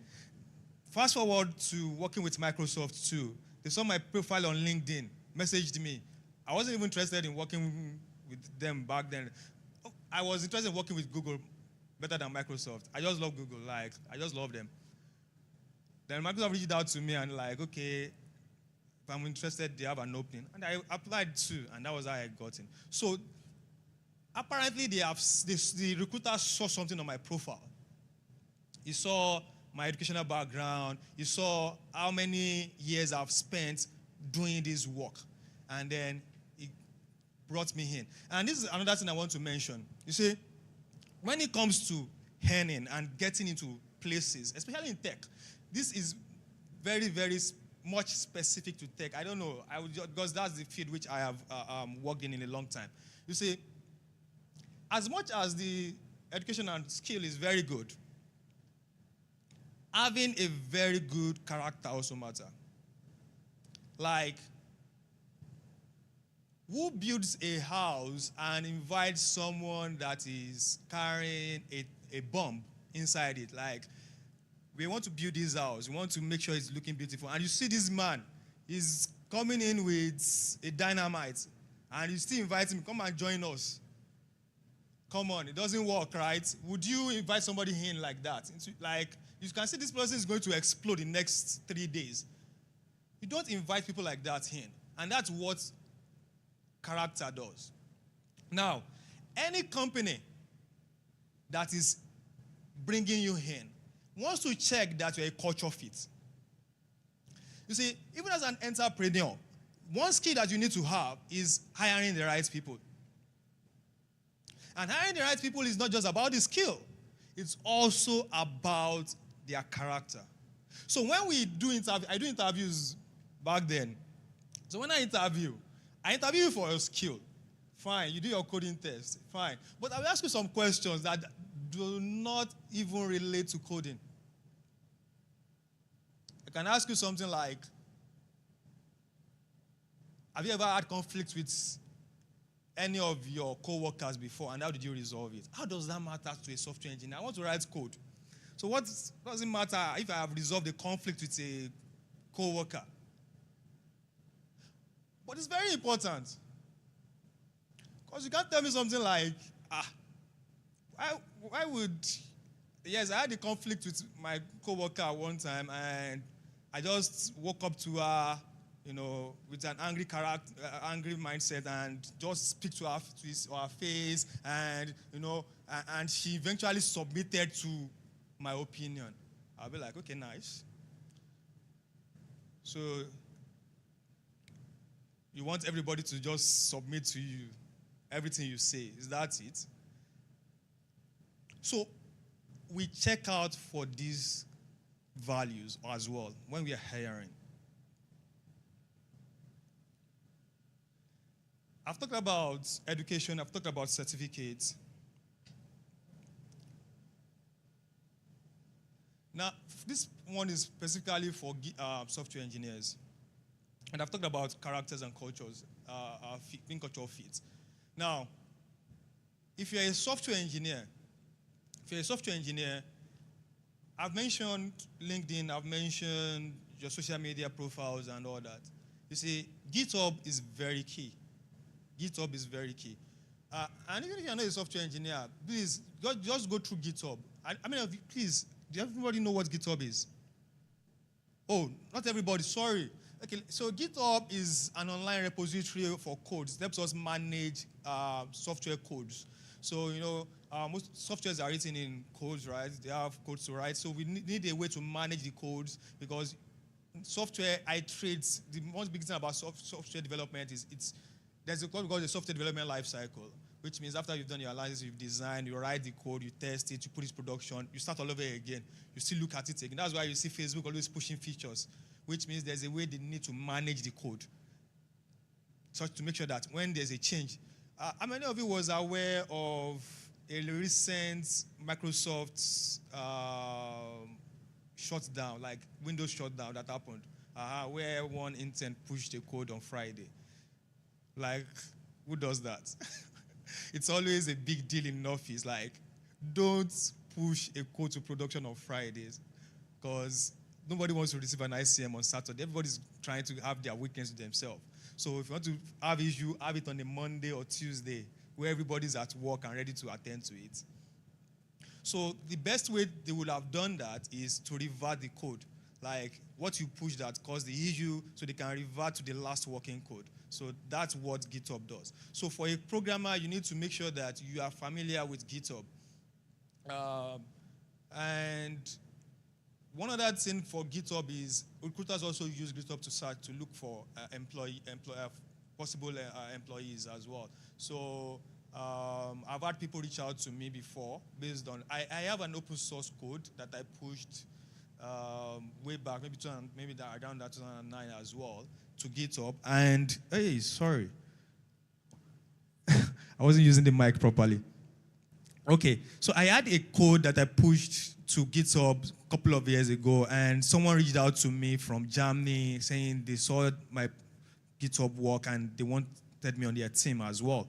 And I didn't eventually take the job, but it was just to show that GitHub works as well.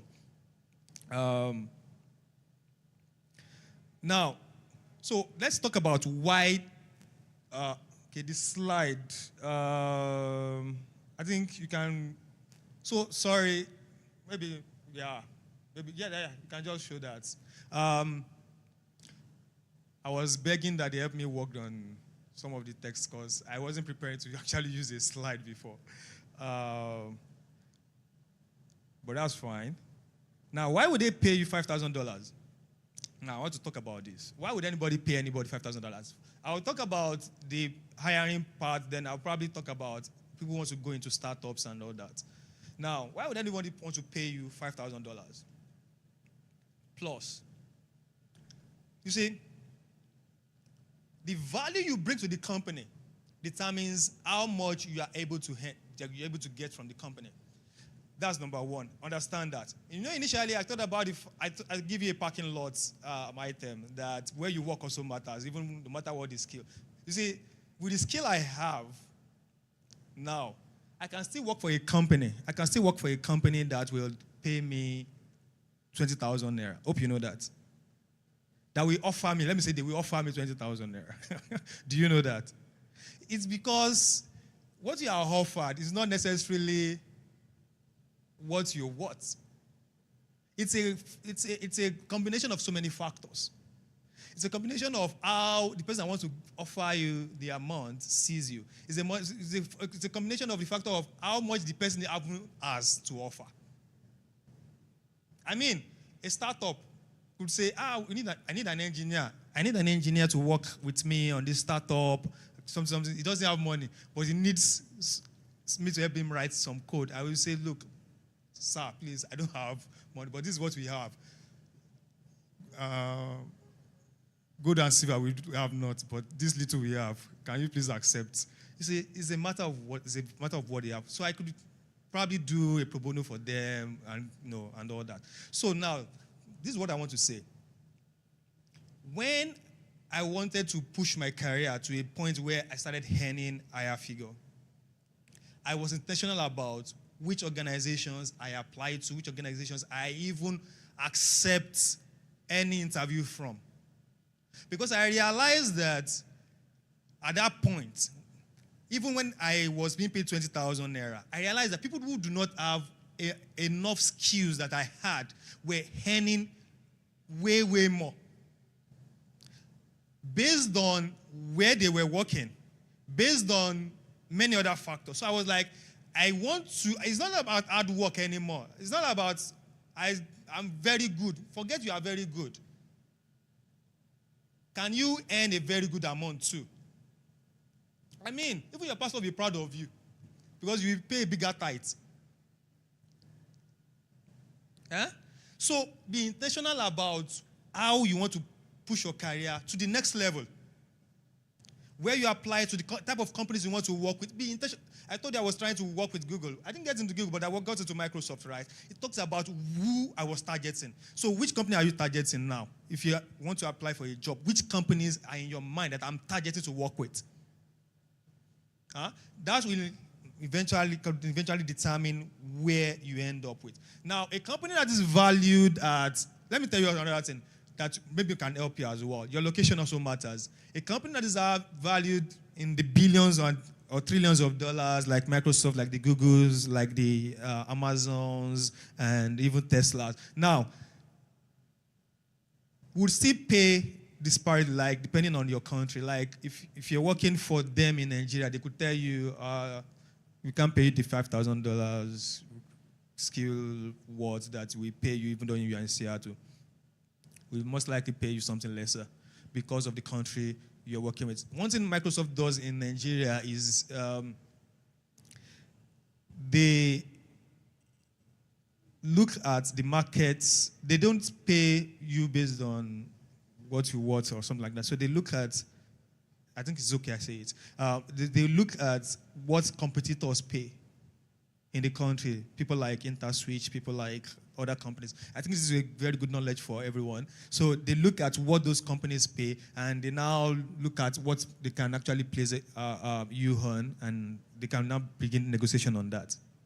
So if you want to earn something like this, you would most likely want to work remotely for a company abroad, or you want to relocate abroad. Anyone works. Both is fine. If you want to travel abroad or relocate abroad, I'm fine. Like, I don't know those people that say Jackpot is not good, though. I don't know what they are thinking about.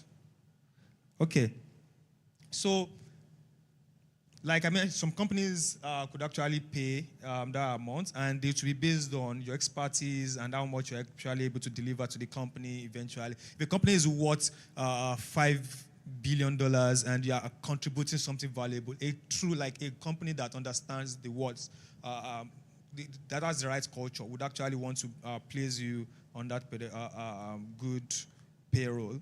As I round up this, yes, I've mentioned some companies that could pay that high value.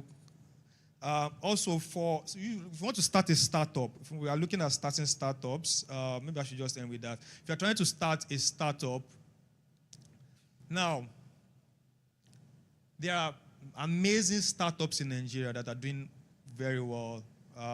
We've had Paystack. And one thing I want to mention, people like Paystack also have foreign investors in them, so we might want to look into that. But let me say, this is the best time to actually think of a startup. Why am I saying this? Because we are in between an inference of a industrial revolution. Okay, we are moving into an AI era now, and it's new to everybody now, and everybody's trying to figure out what AI is about. Trust me, everybody is trying to figure out what AI is actually about. Even the companies that are building most of these models, the OpenAIs and like, everybody's just figuring it out. So what am I saying there? The best startups that have taken the world right now, the Amazon. Amazon started as a bookseller shop. They sell books. That's what Amazon does in the beginning, in the 1990s. And because of internet, they went into, the internet revolution came in, then they went online and stopped selling just books and then started selling other stuff. They feel like if we could sell book and we have this good system that works, then we could also sell other stuffs. They started selling other stuffs online, and now they are a giant in the industry. Same goes to every other companies that are big now in the tech industry. So if you want to think of going to startup or starting your own business in tech, this is the best time. And if you're going to think of something, make sure it's something that uses AI. Make sure it's something that has to do with AI. You could think of something that helps people generate solutions. I have outreaches, so I wanted to do a jingle last year, and I just went to ChatGPT. The guy that wanted to do the jingle created something I didn't like. So I was like, I've never created a jingle. I don't know what it looks like. I don't know how to go about it. So I just went to ChatGPT, prompted it, generate this jingle for me. This is what I want. It generated the whole script for me, everything, even up to the sound, where the person should clap, where everything should happen.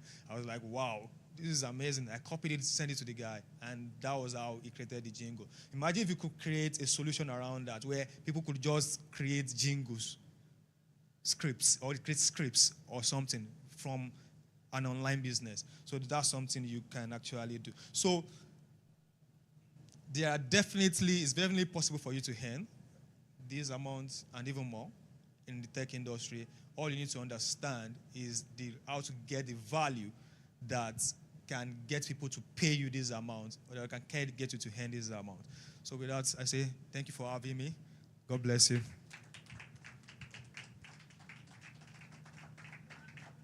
For Mr. Abiodun Aremo.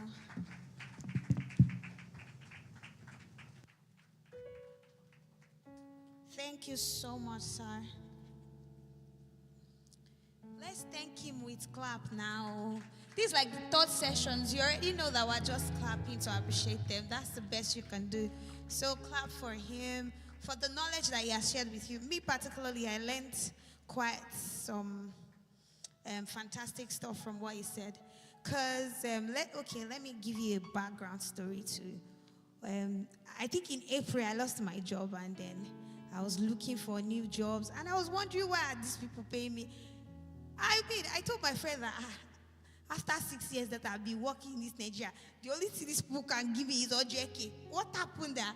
What's going on? So I think now it sort of opened me up to better knowledge of how to get your $5,000 regardless. It can be in tech or somewhere else.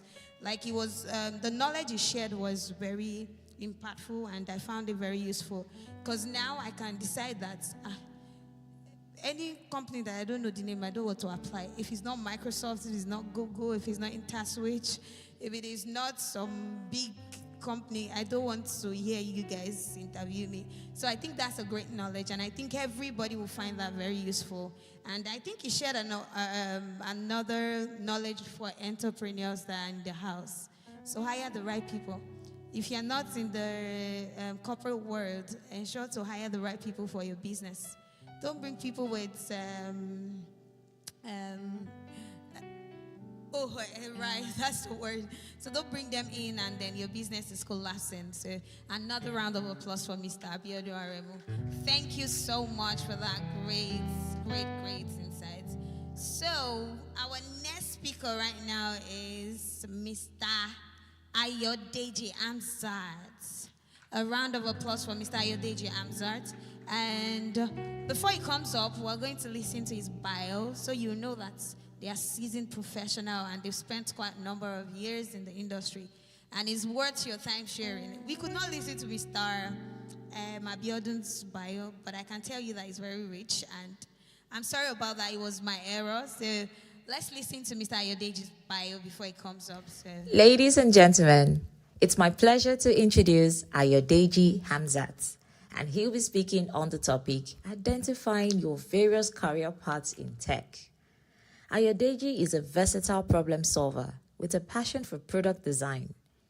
He has developed intuitive digital products across various industries, including finance, blockchain, and digital agencies, with experience working for GT Bank, DTT, and Fiverr Technologies, Digital Ongo, among others. His technical skill sets include front-end development, cloud computing, and cybersecurity, with certifications in some of these areas. He holds a degree in human anatomy from Lautech and an MBA from LASU. Outside of his tech pursuits, Ayodeji is a musician.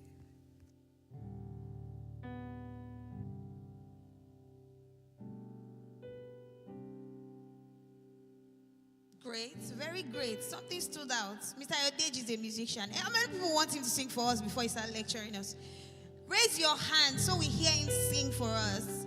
Okay, a round of applause for Mr. Ayodeji Amzat. Please sing before you start your lectures.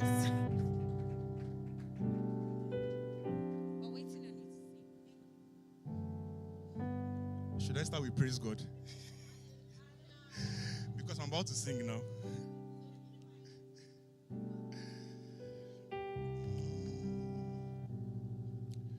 Worthy is your name, Jesus. You deserve the praise. Worthy is your name. Worthy is your name, Jesus. You deserve the praise. Worthy is your name. I tried, Abby. Thank you very much. Hi, everyone. It's a blessed afternoon. My name is Ayodeji Hamzat. Somebody is wondering, why the Hamzat? Is this guy a Muslim? Well, you never know. You never know. All right, so this very cool afternoon, I want to also celebrate the Bishop of the House for setting this up. You know, my home church, my local church, we are very much invested in the youth, right? So whenever I see pastors, ministry leaders that are trying to, I'm looking for the right word, to upgrade and put the youth in a very great system, you know, better your life, it gives me joy because I'm about to say a quote now, but you hound me for it too. They said, we are the leaders of tomorrow, Abby. Yes, indeed we are. And we're also the leaders of today. So let's just celebrate Bishop one more time for setting this up. So very quickly, I'll be speaking about identifying career paths in tech, in IT. And by way of introduction, I think a couple of the previous speakers, who happens to be my senior colleagues in the ministry of tech, you know, they've touched on a lot of fields that you can go in. There is a whole buffet. That will be slide number 3. There's a whole buffet. So when you go to a buffet, what you have is permit me to be myself, right? So, okay. So when you go to a buffet, it's more like they set a table before you in the presence of, so you have so many things to pick from. But the question is, how do you know what exactly I'm to pick? How do I know that, okay, this particular field is good for me, that particular field is good for me? And that's what I'm trying to do here. I'll be here to explain that. While I'm going to give you the very technical side, I want to thank Mr. Paul for quoting Luke 2:52. That has given me a window to express myself as a Christian in helping you understand how to pick a career path. Right? So, background story about myself. First degree was human anatomy. And I was in a symposium like this in 200 level where we had, seniors. It was called ASON conference, where seniors would come, host a conference in the departments, and then they bring speakers to speak on your course of study and all of that good stuff. But one senior Adesoji, I won't forget him, he came to the lecture theater that day and he saw us. He said, well, I'm going to shoot you facts. I don't think there's a job for you after anatomy when you finish school. You probably have to go and do a master's and then become a graduate assistant and then start lecturing. But in the terms of, okay, I have a place I want to work, he said, get your mind off it. And that senior stopped human anatomy, went to University of Ilorin to go and start nursing. And I realized that I probably would have rejected the admission if I understood the long-term effect of it, right? And I know some people here, probably you read courses that, those courses that will tell you that when you finish, where can you work? Everywhere, anywhere. So it's a big discussion for me because I wanted to read medicine, but Nigeria happened. I got the cutoff, but I wasn't in the list. So they gave me the next, something close to medicine, paramedical sciences, anatomy, right? So I heard what that senior said, and I told myself, okay, I've planned my life. I want to finish school at so and so age. I want to, from there, probably travel abroad, start working, get married, and all of that. But with that information, with that light that I got, I did my own research, and I saw that, okay, yes, where are my seniors working? Probably those ones that were able to travel out of the country did, and then started doing research assistants in universities abroad. I told myself, okay, that's not my future. I don't want to do stuff like that. So I've been doing business since 300 level. Because I wanted to have something that after school, there are some people that you call their name now. It's a business that comes to your mind first. You know your friends now. When you say, I just spoke to Joke, she bakes. That's her business. She studied mass comm, right? But she's a caterer. That's her business. So I was doing that. I was doing dry cleaning in school. I was also running a business on the side, photocopy business. It's a school environment, right? And then I'm just trying to explain how I got into tech. So I went for NYSC in Calabar, and then I met somebody, somehow, some way, graphic design. I was like, okay, so what can I do here in Calabar? I'm doing my NYSC, but I had a lot of free time because, like I said, in my PPA, you basically just go there and sit and cross your leg on the desk, right? You're not doing anything, quote unquote, very productive. So I had time to learn other skills. So I learned graphic designs, and I was pretty good at it. I began to earn, that's funny, 5,000 naira for each flyer. And now I'm discussing $5,000, right? So I was charging 5,000 naira per flyer in Cross River, and then I go back to Lagos.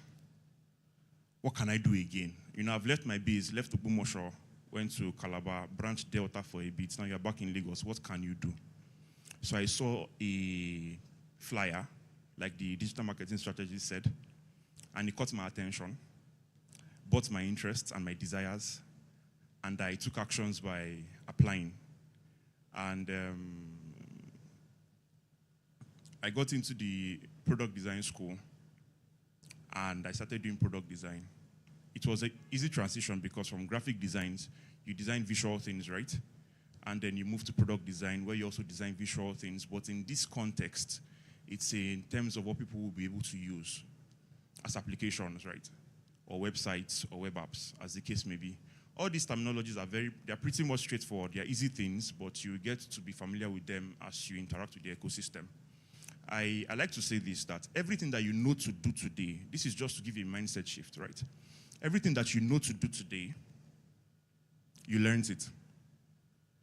Every single thing that you know to do today, it took a level of dedication. I'm a musician, right? I sing, I play the drums. And we can tell you categorically that before you can call yourself a pianist, you should play on all keys, right? And it takes dedication and, I dare to say, a level of obsession with your instrument for you to get that good. There's a singer I love so much, Noble G. Well, when he sings, I hear a lot of skill. He's anointed, no doubt, but you would know this person knows what he's doing. He's not low-budget singers like us. He knows what he's doing, right? So you have to have a level of obsession, because that is going to fuel your ginger, as it were, when you face obstacles. The one thing that programmers, and nobody has said here so far, is some coding problems can make you not to sleep. You know, you would see code like this, you say, I'm not doing it again. In fact, I quit, right? You experience those kind of things, but it's your obsession with growth that would make you sit and say, no, I am going to come out of this, and I'm going to come out victorious. So it's a whole buffet. So we have software development, we have data science, we have cybersecurity, cloud computing, UI UX designs, and we have product management. So the question is, what would you like? How do you know what you would like?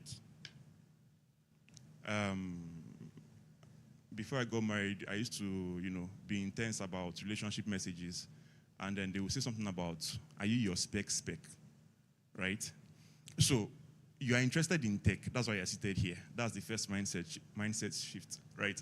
Now the question is, the thing you are targeting, do you have the capacity for that particular role?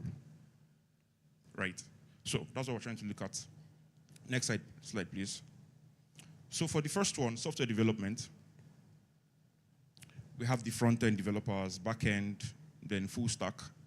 If you write the front and you write the back, you're called a full stack. That's why it's called full, front and back. If you are interested in the logic of things, how does this thing work? Right? A very easy example. How does this microphone work? How is it possible that I can speak from here and then you hear my voice amplified behind? If you are interested in something like that, if that's your kind of person, I want to get to know the nitty-gritty of what is going on. Software development might just be it for you. If you like creating things from scratch, you get somewhere, you don't like what you see, you like what you see, any of the cases, and you want to build from scratch, it might just be your field, because it takes a level of insight to things to do software development, right?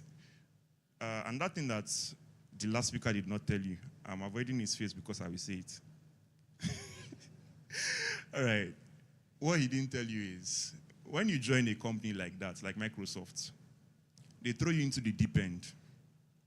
And if you don't know what you are doing before then, who do you cry to for help? Right? So there's a level of obsession you need to have with certain things. How does this thing work? How do I go about this? That is your mindset as a software developer. Next slide, please. For data scientists, I tell my friends that they feel data science is easy. I ask them, very simple question, do you like maths? Do you like mathematics? Do you like the YDX? Do you like calculus? Right? Because for data science, your responsibility is to interpret data. Right? You get for those of us that went to university, on your project, right, there's a portion where you would have to bring out the results based off of the research you've done. I know most of us here, we used to outsource that thing. Talk to me now. You outsource it. You give somebody your chapter 4 and 5 to go and do. You've been caught today, please repent. Right, so you have to be a bit obsessed with data. What can you pick from this data? You know, then I didn't usually understand. My dad would sit down at the TV and be watching news, and I would hear, our GDP has increased. I said, GDP? He said, yes. That's it there. What does that have to do with me? And he said, it means that your purchasing power has increased. How? You need to be able to be obsessed with data to understand, okay, I can bring information from these numbers I am seeing and then present it graphically for business analysts, right? Next slide, please. Cybersecurity. I just recently dabbled into this, and I'm already thinking of quitting. I've seen Shaggy. Right, but cybersecurity is, if you're interested in protection of data, protection generally, right?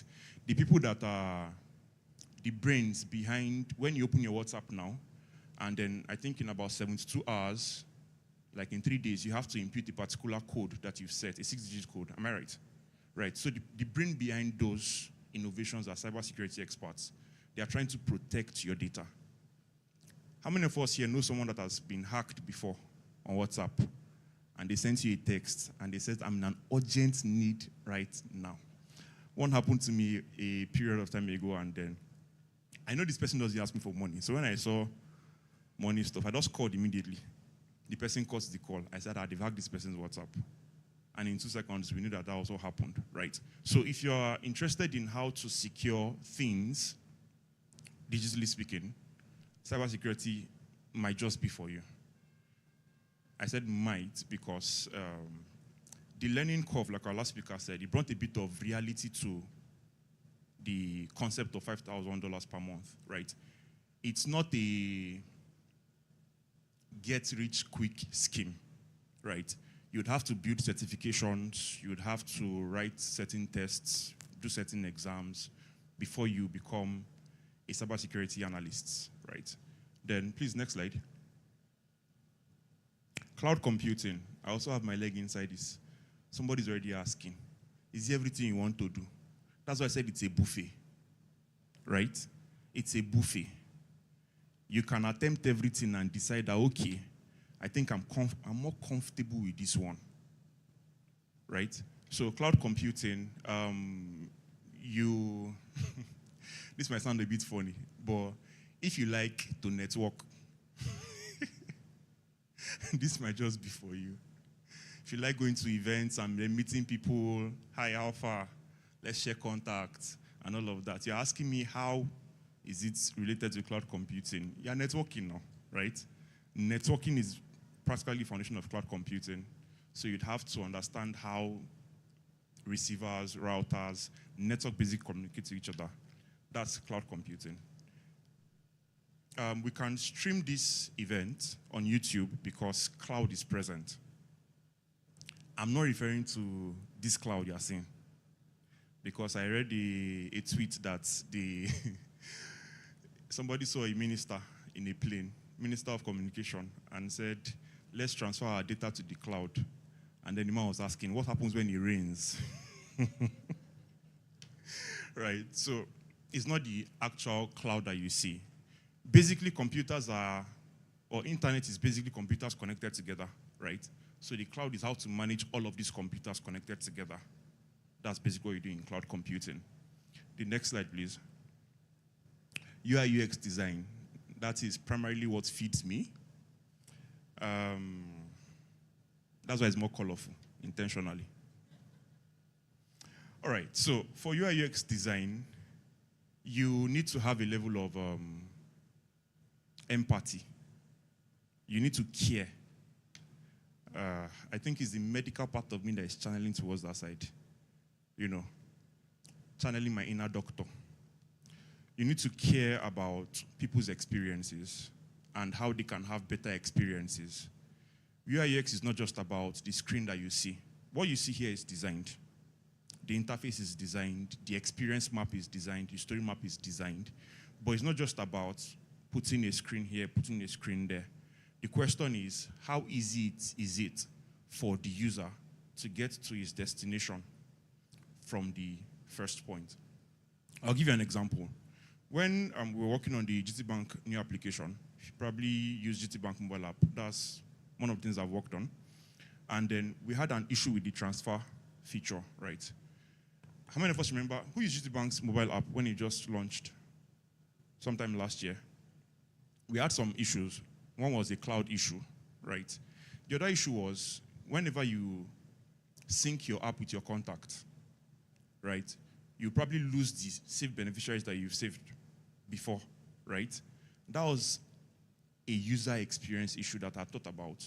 But like you mentioned, the place you work also matters. When you have discussions with stakeholders and they feel like, okay, this is the idea we want to do. We are doing it this way, no other way.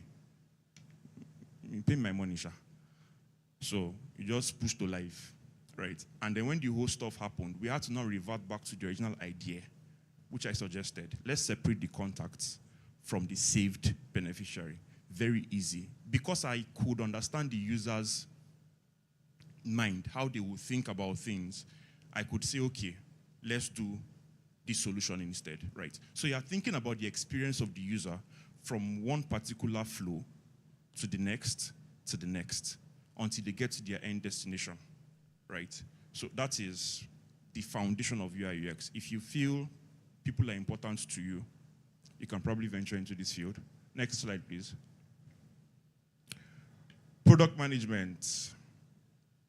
If you have leadership aura, leadership steez, this is most likely for you.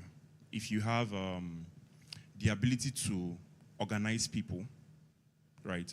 You know, people that do event organizing, they don't necessarily know how to bake, they don't know how to usher, they don't know how to videograph, but they are the ones in charge of every of those single persons and making sure that the event comes out well, right? It's more like what you do in product management. You are the one syncing with the product designer, you are syncing with the developer, front end, back end. You are just basically the person that is making sure that the end result of this particular project is on point. That is what you do as a product manager. So if you feel you have leadership skills, you have good communication skills, you have good conflict management skills, because you will fight a lot in product management, particularly with developers and timelines. So I would also avoid this place again because two of them are here.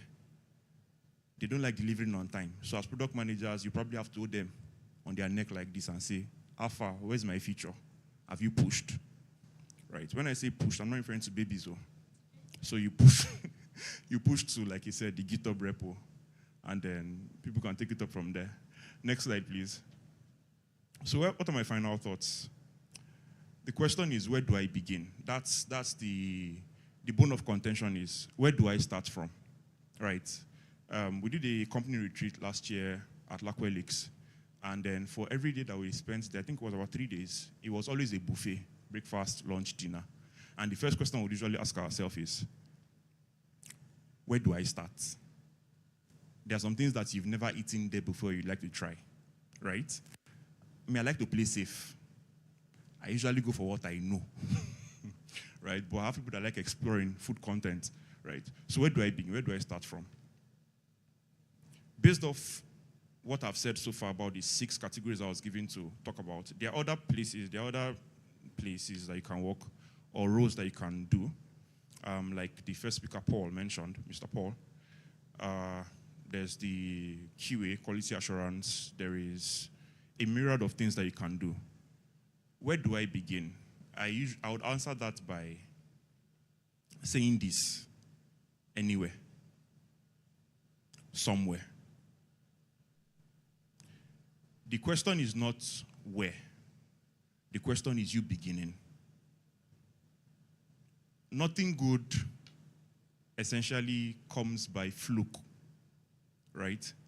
Going back to music again, before you can see a good rendition from a particular music minister, I was listening to Nathaniel Bassi at a particular point in time, was in at an embassy or Dunsin that said it cost them, I think, about $1,200 just to lay strings on a particular track. Just to lay strings on a particular track. They will send the music to Nashville, Tennessee, USA, to lay strings, $1,200 per track. And honestly speaking, this is me being factual. If they take out those strings, you may not even notice the impact in the music. Do you get? But then, that level of excellence was cut from that. So, yours is just to begin. Over time, you would know where your place lies, right? Is passion enough? No. I'm not one of those that will come and tell you that, oh, I had passion for product design. That's why I went to product design. No. I had passion to escape Sakpa. So I chose product design as a job role, right? If you ask what I'm passionate about is music. I answered this question some days ago. If I had nothing to worry about, if you wake me up today and say, all your financial burdens are sorted, you have a house in Pinnock Estate or Banana Island, your children are sorted, trust fund kids, what will you be doing? I'll spend my time in the studio, right? But sometimes you have to, I think parents will understand this better, that you have to keep keeping on for the betterment of your next generation, right? It's not always easy to stand up in the morning and then go to work. But yes, you will grow passion as you enter the business. Now, I am advocate for user experience. Oh, it's bad, it doesn't work well, and all of that. What is the future of tech? I don't think I should answer this. The previous speakers have already given great answers and fantastic answers to that. Perks of a tech career. I think Mr. Paul did huge justice to this. Let's go to my last slide, please, even as a roundup. So your journey in tech starts with that first step. Take the step, and the path will reveal itself. So the real question is, if you are so interested, start. How do I start? You go on YouTube, you go on Udemy, there are free coupons to start with. There's a lot of things to eat from. And truthfully, your personality may not necessarily be, I know someone that is so docile, like if you meet him one-on-one, he's a proper introvert, but he's my product manager. He just traveled to the US last week. He's a product manager. If you meet him in person, you guys can stay in this room for the next 2 hours, and he might not see more than three lines. But in product management, in meetings, in the office, wow, this guy talks. Hello, I should check near.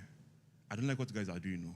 Timeline has passed. You guys promised yesterday, and it's doing the coordination and everything together, right? So your personality may not necessarily influence what you eventually become, right? It might just play a part, because his introvertedness would make him think and say, okay, what is the end-to-end process of this thing? What do I need to do? And whenever he's giving some ideas, very critical ideas, particularly when we want to integrate with, external APKs or external companies for probably on FIDO for verification and maybe Smile ID. So he has to bring that insight to it. But he did not start off, his first degree was agriculture. Agriculture to product management. Before he left the country, well, I've not mentioned his name, so they cannot hold me. He was working for several companies, Canada, US. Your sleep will suffer, that one is sure, but you make the money, right? So the idea is for you to just get to the point where you take that first step. You might say, okay, you have hindrances. I don't have a laptop, right? How do I get money to buy a laptop and all of that? There are coding lessons you can do on your phone. There are applications that are free that you can download on Play Store. So say, okay, let me download this and start learning, for instance, Python. It will bite you, but you will survive, right? So I'm just trying to be a realist. It's not a get-rich-quick scheme. But can you make 5K a month? I am here to tell you a very emphatic yes. last thing I would say is to give you an experience of the first blockchain company I worked for, and that was in 2021, after COVID. I was doing my MBA in last then. I did my interview, and I was in the exam hall when I had that interview. It was a Saturday, and I told my lecturer, I said, sir, I would have an interview today at so time, and I have to take this interview, right? It's the final stage interview. The co-founders did not have time during the week, so HR had to call and say, okay, can we do it during the weekend? I said, if you like, call me 12 in the midnight, I will answer. So, and then they fixed it for my exam period. I just spoke to the lecturer, and then we did the interview, and then the man went through my work again. And he was like, I like the way your designs are, I like the way you think, right? What was the negotiation you had with the HRO in terms of finance? I said, it's a startup. So basically, company structure is that you pay experienced hires a lot more. As of 2021, I was just a couple of years into tech, and I was like, okay, where should I start from? In my head, I was thinking, then dollar was like 600 and something naira. I was thinking, let me do 1K, let me do 1.5. 2021, Timbangba 600, no responsibility. At least in 1 year now, I should get to lintel level. You know, and then I just remembered, because I usually speak with Mr. Tosin a lot, you know, talking about money, finance, and all of that. I just remembered him saying that he had an interview and he called one big money like that. I said, okay, let me relax. Thank God I relaxed before answering, because the person that was doing the interview now said, hope 2.5 will not be so small for you.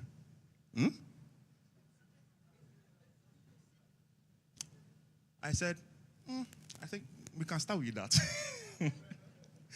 You know, and that was the start. Like he also mentioned, the people you work with also matter, right? Some companies would see the value you bring and still price you like you're selling pepper, right? So, but you should just know that you have that value to bring to that company. And with this, I go to the last slide where I say, thank you. My name is Ayedeji Hamzat.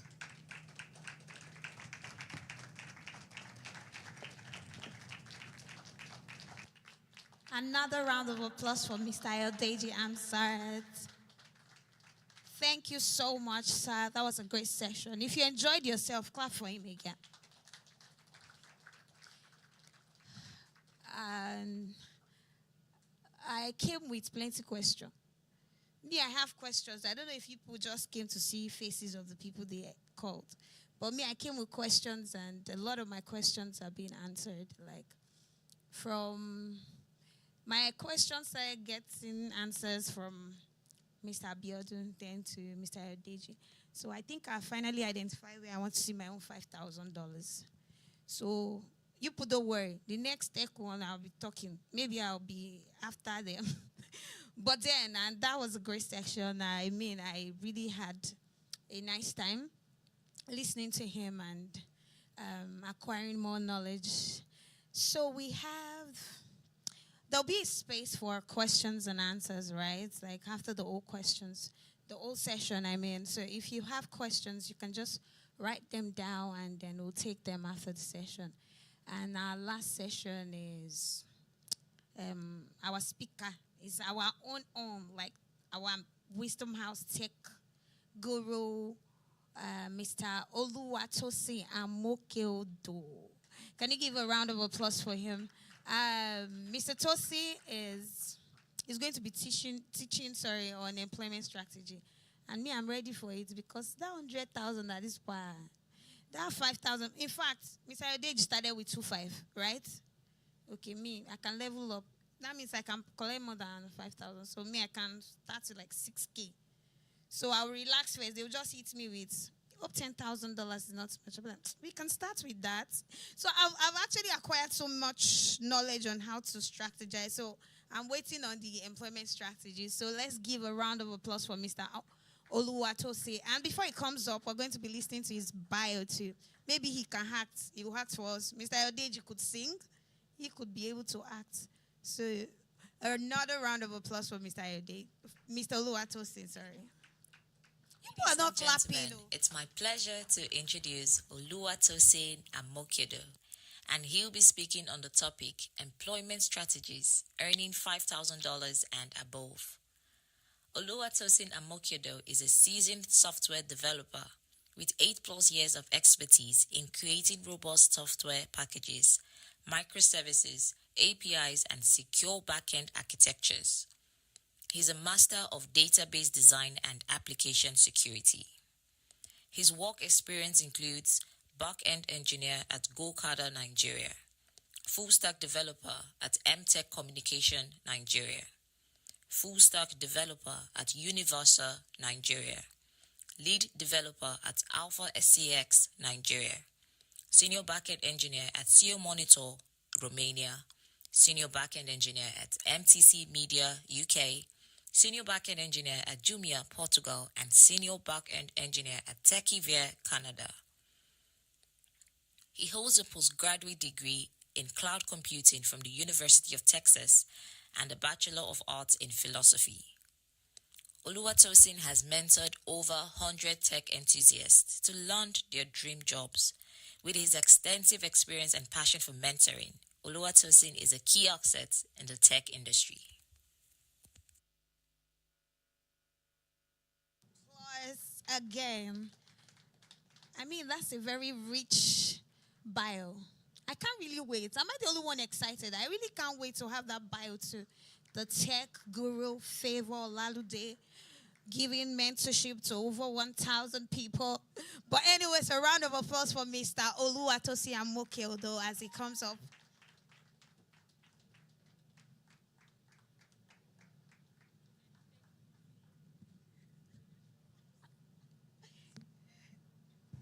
Good afternoon, church. Yeah, this is my house, so please permit me to remove this. I'm at home. If I come to your church, I want to compose myself. Yes, let's forget about the bio being read. Let's talk reality here. Is it possible to earn $5,000? Let me start with it that I earn more than that. Yeah. Why? I want to, number one, let me appreciate Abiodun. Having access to him is because he's my family. So he's my brother's wife's brother. And then Ayodeji is my very good friend. So I was like, I can hijack this one too. But how many of you believe that I came to Lagos sleeping under the bridge? Like, I had no home. I used to trek from Aja to mainland, to and fro, very, very short distance. But today, what I earn monthly, if somebody earns it in a year, is going to claim that he's a big boy. And that's why I make monthly. I'm not saying this to brag. I'm saying this because it's possible.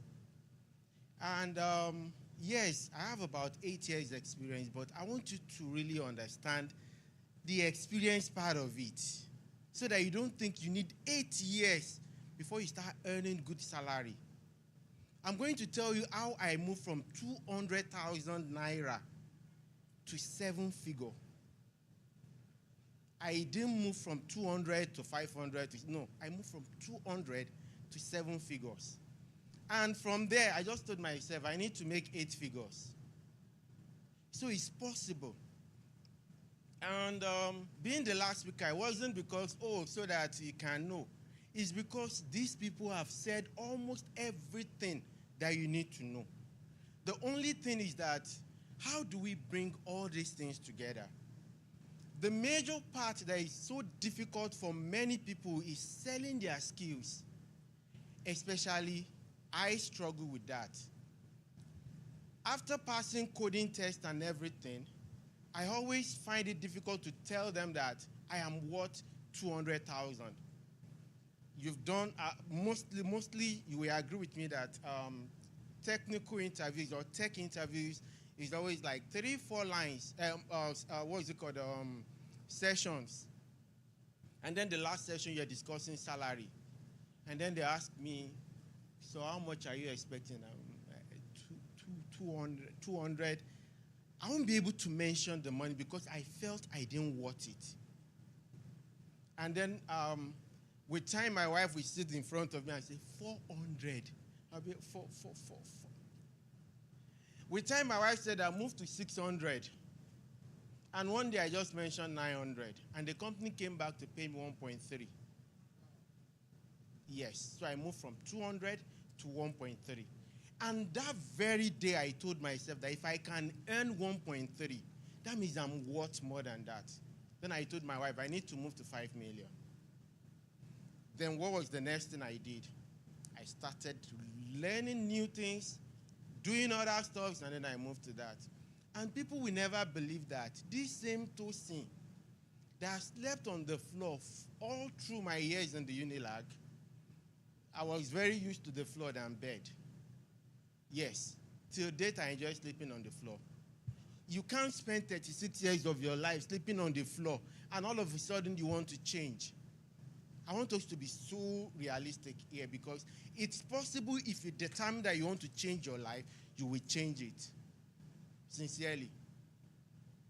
And if you think that, oh, I'm too old or age is not on my side, I started at 36. And God compressed more or less like what some people will achieve in 20 years. He compressed it to me in less than a year. And it's possible. So apart from, yes, the part of God is there, but there is also a part that you need to play. And that part you need to play, they've all talked about it. They've mentioned it. Oh, you need to make research.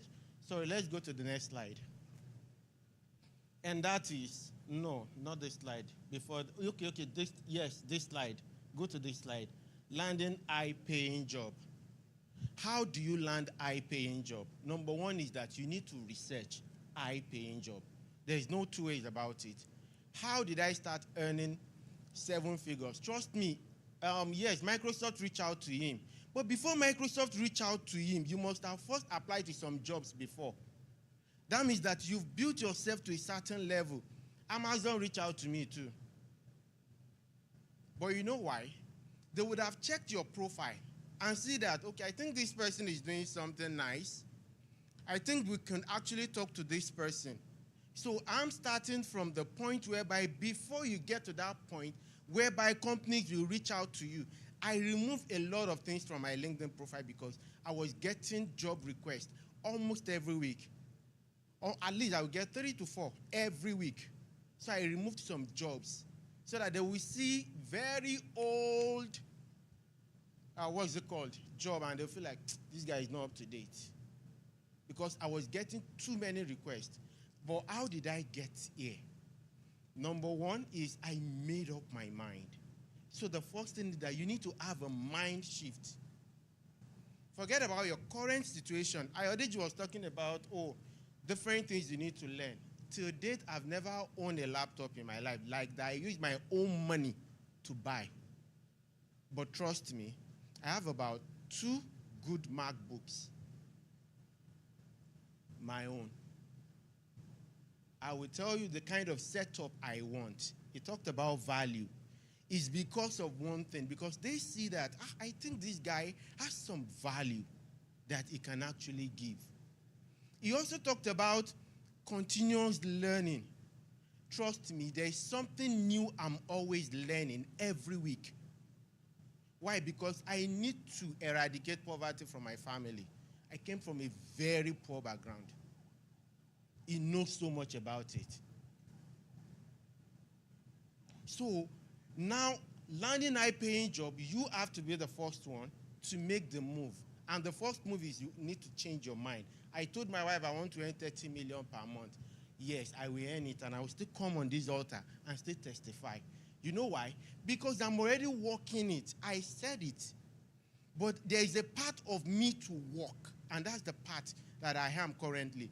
Can I earn 30 million? Yes. Do I have the skill? Yes. But do you think I'm qualified yet? No. Sounds very funny, but no. Forget that one company will come and pay you. I need to build myself. I need to identify some skills that I need to add to myself, that when people see my CV, they will be interested in. There's certain things, there's certain level that I've gotten to that when I'm talking at an interview, they listen to me. One is when it comes to building a scalable application. I've built a system that is processing over 80 terabytes of data, if you know what that means, across over 32 servers. Each server is running over 64 core, and that is 176 databases. Now we have over 10,000 functions, database functions alone, on each of these database.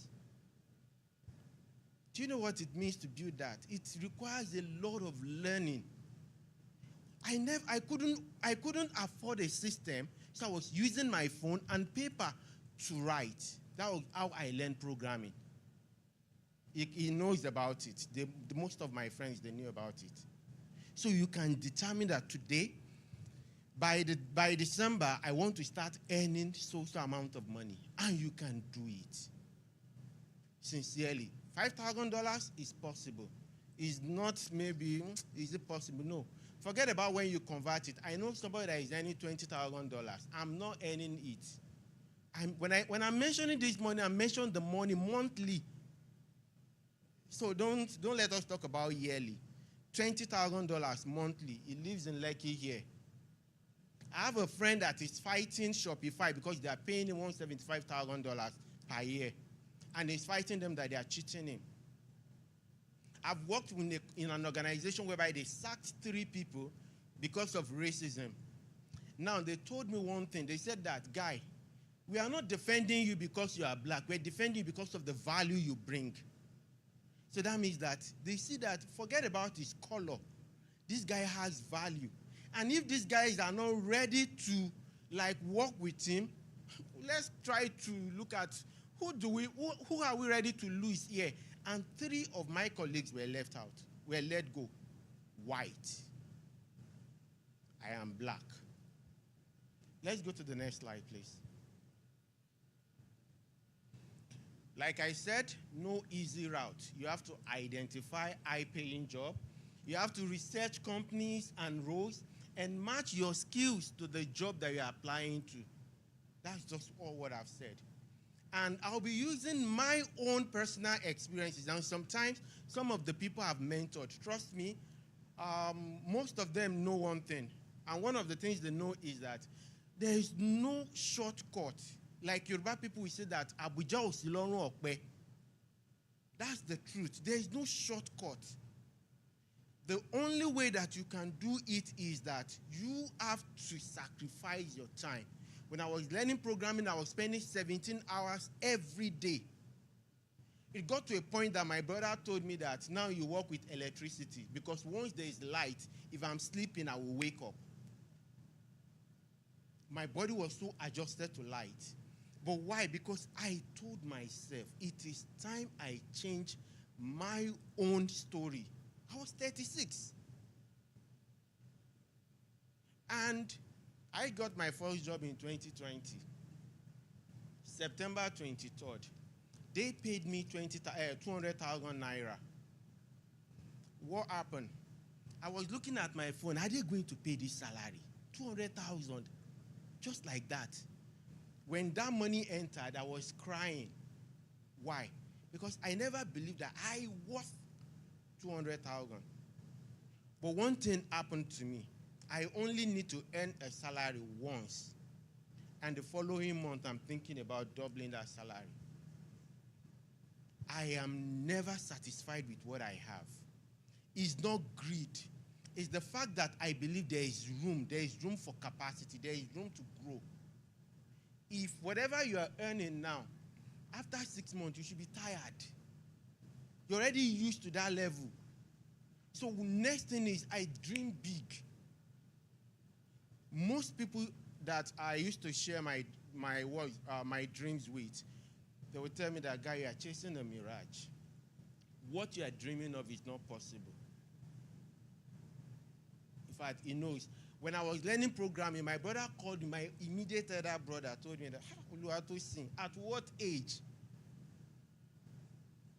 Because something happened in the process. I think 2 or 3 months later, a job came, 130,000 naira. And everybody told me to go for the job. Trust me. My brother had been working for like 5 years, and his salary was 157. And all of a sudden, the job of 130, this is a good job for you. And I said, no. Why? I knew where I want to. I knew what I wanted. I know I just saw it that for how long do I want to earn 130,000 before I'll be able to afford a car? That job today is around 350 or 400. I make it per hour. And I don't need to go to the office. I work from the comfort of my room to make my money. So you can change it. It's not about, oh, I don't have the skills, or I don't have the resources. You have all the resources. Fortunately for you, there is a lot of materials online now that you can have access to. I didn't even have access to mentors. I didn't even have access that people could come like this and talk to me. Now that you have it at your disposal, you can maximize the opportunity. Let's go to the next slide, please. And then we get to, so now I said all this just to bring everything that all the speakers have talked about and use my own life experience to get to this point of, so what happened to my CVs? Now imagine you've learned software development, maybe back-end or front-end or anything, and then you get to the point of applying for jobs. That is another part that many people don't know how to work on. And why? Because many of us don't know that your CV is more or less like your representative out there. Your CV represents you to the world because nobody is interested. HRs, they review thousands of CV.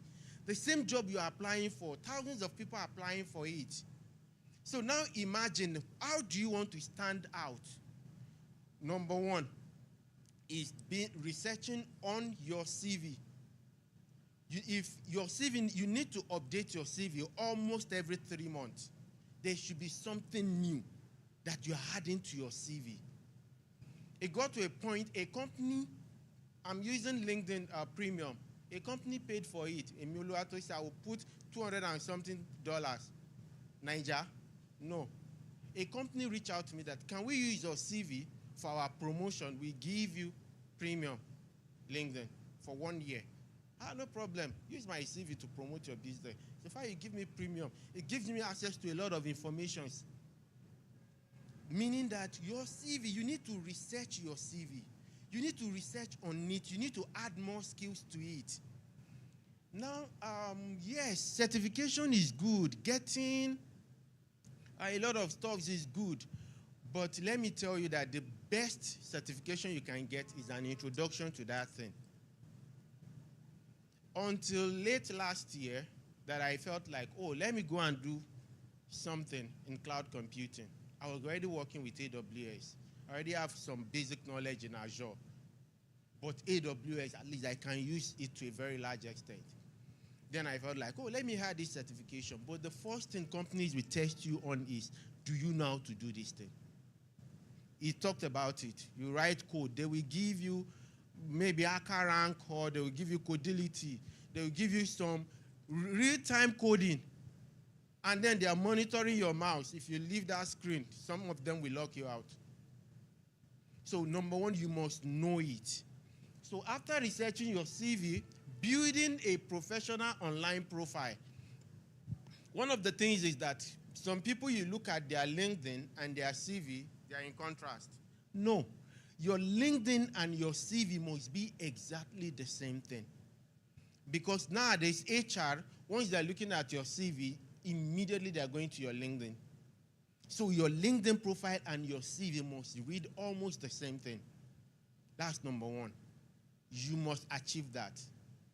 If in your CV, your LinkedIn profile, you are putting, you're a marketer, you are this, and then in your CV, you are putting a software developer. No. Remove everything you've done that you're a marketer, remove it. If you want to go into tech, focus on tech skills. That's number one. Let's go to the next slide, please. Yeah, so those are what I just discussed about. Now let's go to the next slide. I've talked about this. Hasten technical interviews and coding challenges. Let's move to the next one. Exactly, preparing for coding challenges. One of the things I've seen a lot of my mentees, some of the mistakes they made is that when they have a kind of like coding test, that's when you see some of them will now come and like, I have this coding test. What do I need to? You need to start practicing it right from before you even get an interview. I will give you a very short, let me say like for 1 minute, let me tell you how I get to a level whereby I did a coding test, I think on Thursday, yes. In fact, the coding test wasn't even just that you go to Akarang to solve it. The guy was, I shared my screen, and the guy was on the Zoom call with me to solve and I had to solve 2 different algorithms in less than 30 minutes. I was almost saying that, guy, I am not a computer that you just expect me that I should, but I just feel like, let me do it. And somehow I got the 2 answers, and then we moved to technical test. Again, I don't know what they want to call that coding test. And then we have to move to technical test where he was now asking me about some principles for you to be able to work with companies like Microsoft. Trust me, you don't just know how to write code. You understand what you are writing. Now, how did I get to that level? My first international interview was with a professor. Now, the guy told me that he was part of the people that designed Excel. He said he was an architect with Microsoft, part of people that designed Excel. He has worked with Google, he has worked with Amazon, he has worked with Apple. What do you expect me to? How do you expect me to convince that guy? That was my first experience. And the first thing the guy asked me was on Docker. He was like, talk to me about container, talk to me about, I was like, what is Docker? I've read about Docker, but I don't even know how to use it. Then he was like, so what is microservices? I didn't know. Then he said, okay, the white will never make you feel bad about yourself. All through the interview, they will still make you feel like, oh, you are not doing bad. Then the guy moved on to ask me that, so we have the friend, you work with APIs? I said, yes. You've built APIs? Yes. Oh, okay, talk to me about REST APIs, and then try to look at it. At what point do you think you want to build your API in asynchronous or synchronous processes? How do you move this? How do you move that? I don't understand all this. The only thing is I write code and they are working. I failed that interview. But there is one thing. Immediately that same day, I went online. I started reading everything possible I need to. I need to understand what is Docker. I need to understand what is container. I need to understand what is microservices. I need to understand all these things. Why? Because I know that another interview will come. In 2 months' time, another interview came. Then they asked me about all these things. I was discussing them. I explained them as if I was part of the people that actually coined those terminologies. Then they asked me another question that I didn't know. Then I failed. Immediately, I went online. I started researching. Trust me, I did over 200 interviews, and I failed at almost all of them. Yes. So there is nothing like, oh, you just got it all of a sudden. There was a time I think I saw one of your posts on YouTube where you were solving an algorithm, and you were repeating how to make it much faster.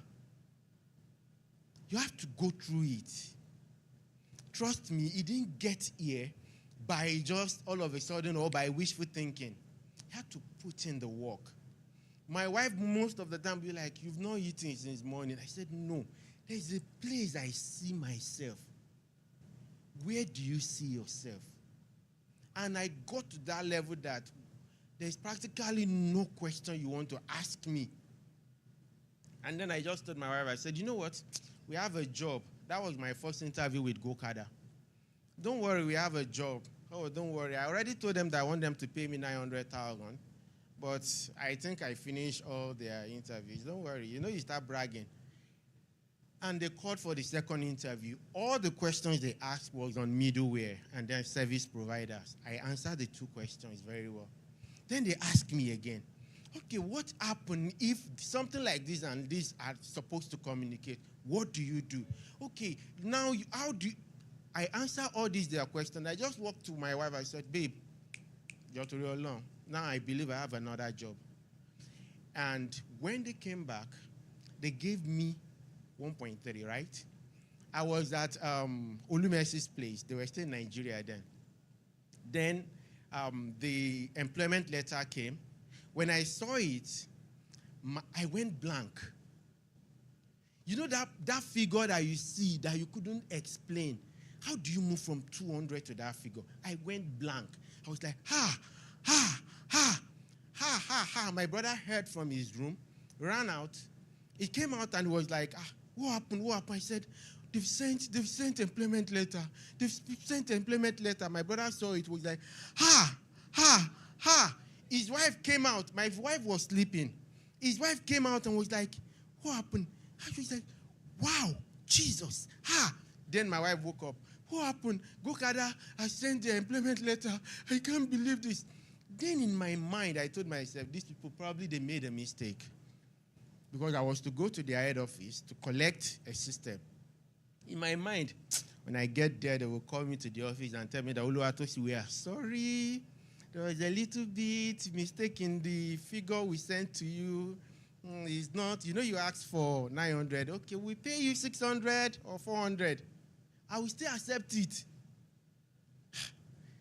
They gave me the system and they were like, can I go? You can go. Like, go to my house. They said, yes. I called my wife. I said, Ajike. They said I can be coming. No. They said, hey, come now. That's your salary. When they paid the first salary, I told myself that, no, that means I'm worth more than this. What is the next thing for me to do? That is preparation, doing interviews.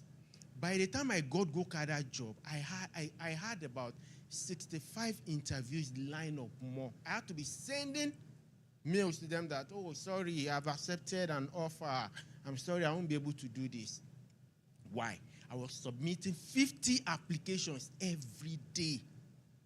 There was a day I did 200 applications. You have to. Why? You are competing with thousands of people. The same position you are looking for, there is nothing so special about you that another person doesn't have. Trust me, I know you know that there are a lot of great and crazy, sorry to use that word, developers in Microsoft. For him to get into Microsoft, he must go the extra mile. That's the truth. Please, let's go to the next slide. Interviewers are human. Okay, continuous learning and adaptation, stay current, skill development. I've talked about almost everything. Let's go to the next slide, please. Now, why this area is more in one of the reasons why many people have a kind of like, I want to use, I'm being careful with my choice of word because I've seen some people that they've been in tech for 10 years. And some people, they've been in tech for like 15 years. Somebody was talking to me one day and was like, Tosin, what happened that you have a kind of like, you enjoy speed in your career? And then some people, they've been doing this tech for like 10 years. Some of them, they are earning 1 million per month. Some of them 600. What happened? Some of them, they don't even have international experience. I did an interview, 7,000 euros. It wasn't maybe the first stage. I had already completed everything, and I still rejected the offer. I think I told you. 7,000 euros. I rejected the offer. I just felt like, no, it wasn't. Probably maybe because I prayed, and I just felt like, babe, no. They reach out to me at different, like, trying to convince me why. And the truth is, it comes with relocation. I said no. And joining professional network and tech communities is going to help you to grow faster. Now, some people will tell you that, I don't know how they used to put it, like if you want to go fast, you should walk alone. You will go very fast, yes. But sometimes speed does not really mean that you are going in the right direction. And some people will tell you that if you want to go far, you go with what? With people. Not anyhow people. Go with like minds. Make sure you are always around people that are doing almost the same thing, if not the same thing, with what you want. That means that some of us, we need to change our association. There's some people you don't need in your life. Trust me. Why? Because they are not going anywhere. And you want to go somewhere. So it is either you tell them, either you join me and we go together, or Abba, let me just drop at this bus stop. Why? Because you can change your life. Trust me. Nigeria is happening to a lot of people. Nigeria is not happening to me. I'm not saying this because I'm being prophetic. Trust me. I eat what I want. I enjoy what I want. Is it expensive? Yes. But can I afford it? Yes. And now imagine somebody that is coming from an extremely poor background saying this. Many of you, I'm not sure if anybody has ever slept under the bridge or on the street. That means, and another thing, don't think that, this guy is because he's smart. Trust me, I am not smart. You guys are way, way, way smarter than I am. Because it took me 8 years after I left secondary school before I could gain admission to university. That does not sound like somebody that is smart. I had to do extra classes and then special center to even pass my WAEC. Does that sound like somebody that is smart? No. The only difference between that Tosin and this Tosin was that I decided I want to change my life. And if you make that decision today, one of the ways that you will change it, joining a professional network and a tech community. Why? By the time, tech could be so boring. But a lot of time we talk a lot. And then you hear like, Tosin, I don't understand. Do you think I should do this? Or what should I do? Ayodeji, I'm feeling something. I have a lot of people like that. That's how we talk. We help ourselves to grow. There's a kind of like a dictum we use. God is in our neighborhood. That word is so powerful for us. If I get a job today, I will call Ayodeji. It just happened now. You know that level now. It just happened. God is in our neighborhood. He knows that God is in his neighborhood too. And immediately, he starts saying Ayodeji like, if Tosi can do this, I can do it too. Ayodeji called me for you started earning USD before me. He called me early in the morning. That thing has landed though. Ayodeji, are you for real? If Ayodeji could earn, immediately I got my own hero. I called him, Arakuni, calm down. Yes, I'm telling you because of the network. Number 2 talked about, let's go to the next slide, please. I need to round up now. Mentorship and finding a mentor. Now, when I got GoCarrier job, I was 1.3. Everybody told me to calm down, enjoy your money. Then I reached out to a man on LinkedIn. What did I tell him? I said, sir, this is where I'm coming from. This is where I am. I don't want to make a mistake. I don't want money to enter my head that we feel as if, I have arrived. Then the man said that, okay, why do you reach out to me? that you're already doing fine. Like you are earning something that many of your colleagues are not even earning. That was 2021. I said the same reason that many of them are not growing is the same reason why I'm reaching out to you, because I want to grow. Then the man said, okay, I will give you my contact. He gave me his contact. The man is a director so what's the name of this bank? Sorry, I think he's in South Africa now. Sorry, I can't remember the name of the bank. Then he called me. Fortunately for me, a very strong Christian. Then he told me that, young man, whatever you are earning, see it like you are earning 18,000 naira. And then somehow, in my subconscious, that thing just clicked in, like, oh, I'm earning 18,000 naira. 18,000 naira. So you still see me in my shorts, you see me with my simple singlet. It makes me to be simple. And it makes me to see that there is room for me to grow. And when I moved to another figure, the man gave me that I need to hear your growth every month. And that's the place of a mentor. Many of us, a mentor is someone that you stand on his shoulder to see the world. Now imagine you want to go into software development and you want to learn Java. If you meet someone like like Abe, trust me, he knows the route to getting there. He can easily tell you that, oh, no, don't worry, don't focus on this. Go and study this, go and study this, go and study this. Oh, how do I grow? Oh, you know, if you want to grow, I need you to work on this project. Go and build this project, go and build this project. And that's the secret that I've been working with most of my mentees. And when I say that I've mentored over 100, trust me, it's not maybe he can testify. At least I have about 40 guys that are earning 7 figures. I have some that have left Nigeria. Why? Because I could easily tell them that, guys, I made this mistake. You don't have to make my mistake. You can go through this channel. Okay, I have a guy, a QA guy, he knows him. If that guy converts his money to Naira, trust me, he's earning over 8 million.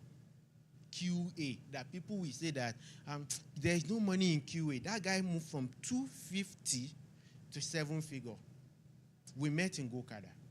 And what happened? I just told him, I said, it's possible for you. I said, Mr. Tosin. He used to call me Mr. Tosin. I said, Mr. Isaiah. I said, it's not possible. When this guy got his first international job, guess what? His parents called him that you are doing Yahoo Yahoo because he was about going for his NYSC. Then I think his siblings had to research and see that, okay, truly, this guy is earning the money legally. Then he told me that, my mom prayed for you every day. Trust me, you need a mentor. You need to join a tech community so that you can grow. And trust me, that it's not maybe that this event is organized purposely because we just feel like, let's bring people together. No. It's for one reason, so that you can grow. You can see that it is possible. That forget whatever is happening in our community.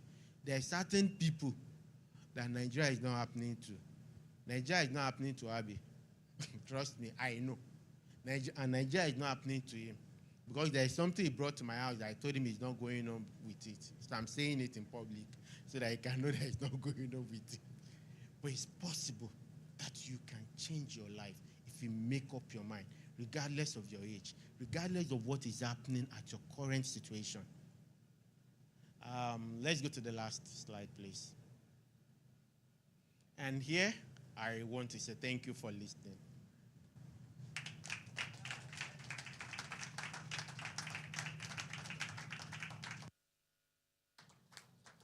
A round of applause for Mr. Tosin. Thank you so much, sir. Hope you guys learned. I don't know how to say it, but I think I'm learning. Are you learning, guys? Okay, you've learned. That's great. Because of our time, I'm not sure we can take the questions and answers again, but we'll have a WhatsApp platform where you can drop your questions and then we can answer from there. So, with all this knowledge, can you boldly say you're supercharged for your 5,000 naira job? Oh, okay, you're supercharged. I thought you guys are in Nigeria and we are doing. Okay. So, are you ready for your $5,000? Who is ready for 5,000 pounds? People are just dreaming big. Dream more and actualize it. In everything that was said today, there was a reference to preparation. It's not you can do it, and there was a reference to it's not quick. It's not yahoo yahoo. You're not following clients to talk. You are working the process. You are preparing and doing so much. Mr. Tosin said he applies for a job. He applies for 50 jobs per day. So that means you have a lot of work to do. Despite the fact that you want $5,000, it's not easy. As you working towards earning it. And so if you are supercharged for the $5,000 journey in tech, and you've identified your part, and you've known how to strategize for the next stage of your career, can you shout supercharged? Oh, that's great. Thank you, guys. And Mr. Tosi will be coming up.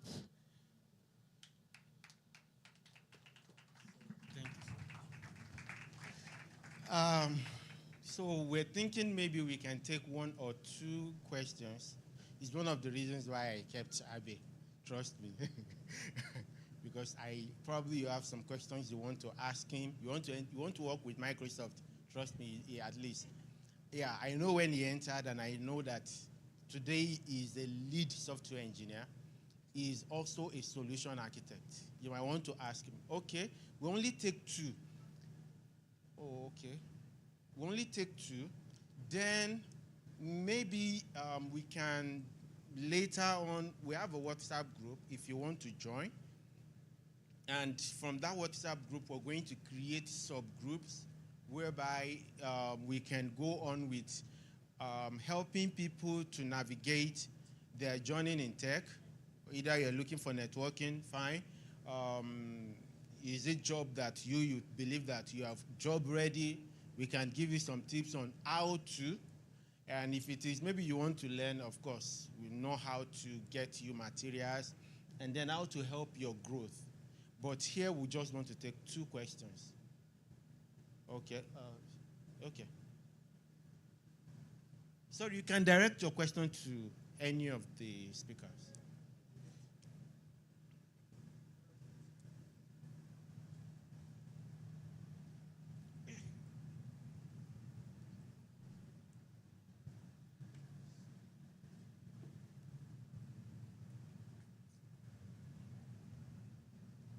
Praise God. Praise God. Good afternoon, sir. My name is Godsu Libiang. I'm actually learning cloud computing. Now, I'm directing my question to you actually, sir. Sir, please, where can I get the right certification? Like, when I'm fully done, when I'm done learning, where can I get my certification as a cloud engineer? Which aspect of cloud are you doing? You can, because if you say cloud computing, now the cloud computing, are you doing AWS, GCP, Azure, AWS? So if you're doing AWS, you can write your AWS certification. You can start from associate, move to, they have about 4 or 5 areas. There is one for developers route. There is one for if you basically want to become a DevOps route. If it is DevOps route, you can find every information on AWS where you can, and the beauty part of it is that AWS even have free certifications so that you don't need to pay. And I'll tell you, Microsoft is doing the same thing. Why? They need you to learn these things because it also increases their own it increased their own money. So for now, focus on the free certifications and then focus more on the knowledge. A lot of people have certificates, but they don't really know it. Trust me, to get certificate is even easier now. You just need to read, study, understand. They are all principles. Once you know what to apply, and the questions are more or less like the same thing. Yes, some little modifications, but almost the same thing. So you can read and pass, like CCNA and CCMP. Some people can actually do CCNA, CCMP, and they will pass. But when you take them to the field, so make sure you have the knowledge. The know-how is more important. And then start with your basic certification. I don't know, maybe Bill don't want to say something.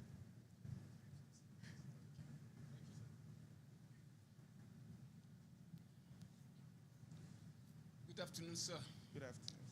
Yes, I'm very happy to be here today. I've been hearing about tech, and all that. I read a lot of things about it. But it's like proceeding. The journey looks so clumsy, looks so fuzzy, looks so, complicated. I want to thank you. I want to thank the organizers of this event today for making it look simple to me for the first time. I'm talking about myself. I want to believe one or two other people may have the same feeling like me. So I say thank you. One of the things I like especially about this meeting today is the fact about the mentorship. Immediately I saw the advert on Facebook and the rest of them, I applied. I think I'm on the group already, so I believe it will be an answer to my many years of stumbling and wombling along this line. I believe that era has passed and the era of clarity has come.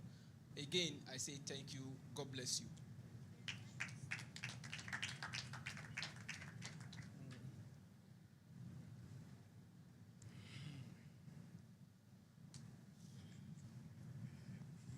Hello, everyone. Good afternoon. My name is Blessing. I want to start by saying that I've been greatly inspired by this. Currently, I'm learning animation, but then I need to make money. I'm just learning. I don't know where this could be applied in all what you have said now. And then another thing that caught my attention was the project management thing. It caught my interest. Where do I begin as a project, as a novice in that? I don't know anything. How do you explain it to a baby?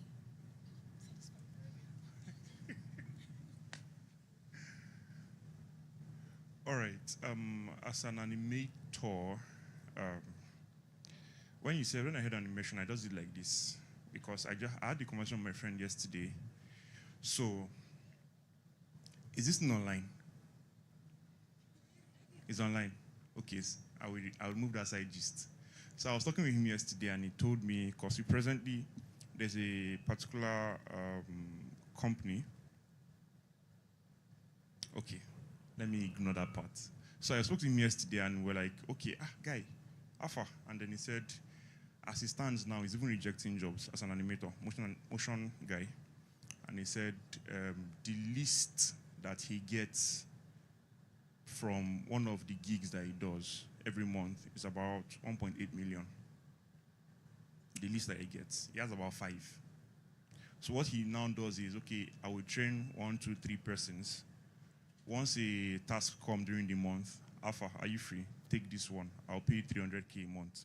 It's just outsourcing, and then he's getting the huge chunk of the stuff. So I think that's also a good path to start with. Animation is, well, it depends. What tool do you use? Yeah. That's amazing. There are companies that are particularly interested in 3D modelings. blockchain space, that's their forte. But I had an issue when I was working with Fire Technologies, and we didn't have a blockchain person, sorry, a 3D person. We had to outsource to an agency that was billing us $20,000 a month. Now imagine you're an individual that earns that by giving your services to those kind of companies. So that's also a very good path. But for product management, it's heavily certification based, right? There's Old School. You can learn product management on Old School. You can take courses on Udemy for starters, right? You can go on YouTube and check product management, project management, as the case may be, and then it gives you an overview. Like when you do 1 or 2 projects, you would find the idea that, okay, do I want to stay here? Is this thing really for me? I don't like arguing with people. I don't like shouting. It's stressing me. I use paracetamol. I have a headache, stuff like that. So it's just to find a course, start with the course, foundation, like you said, introduction to, so that way you get the foundation of what you want to do.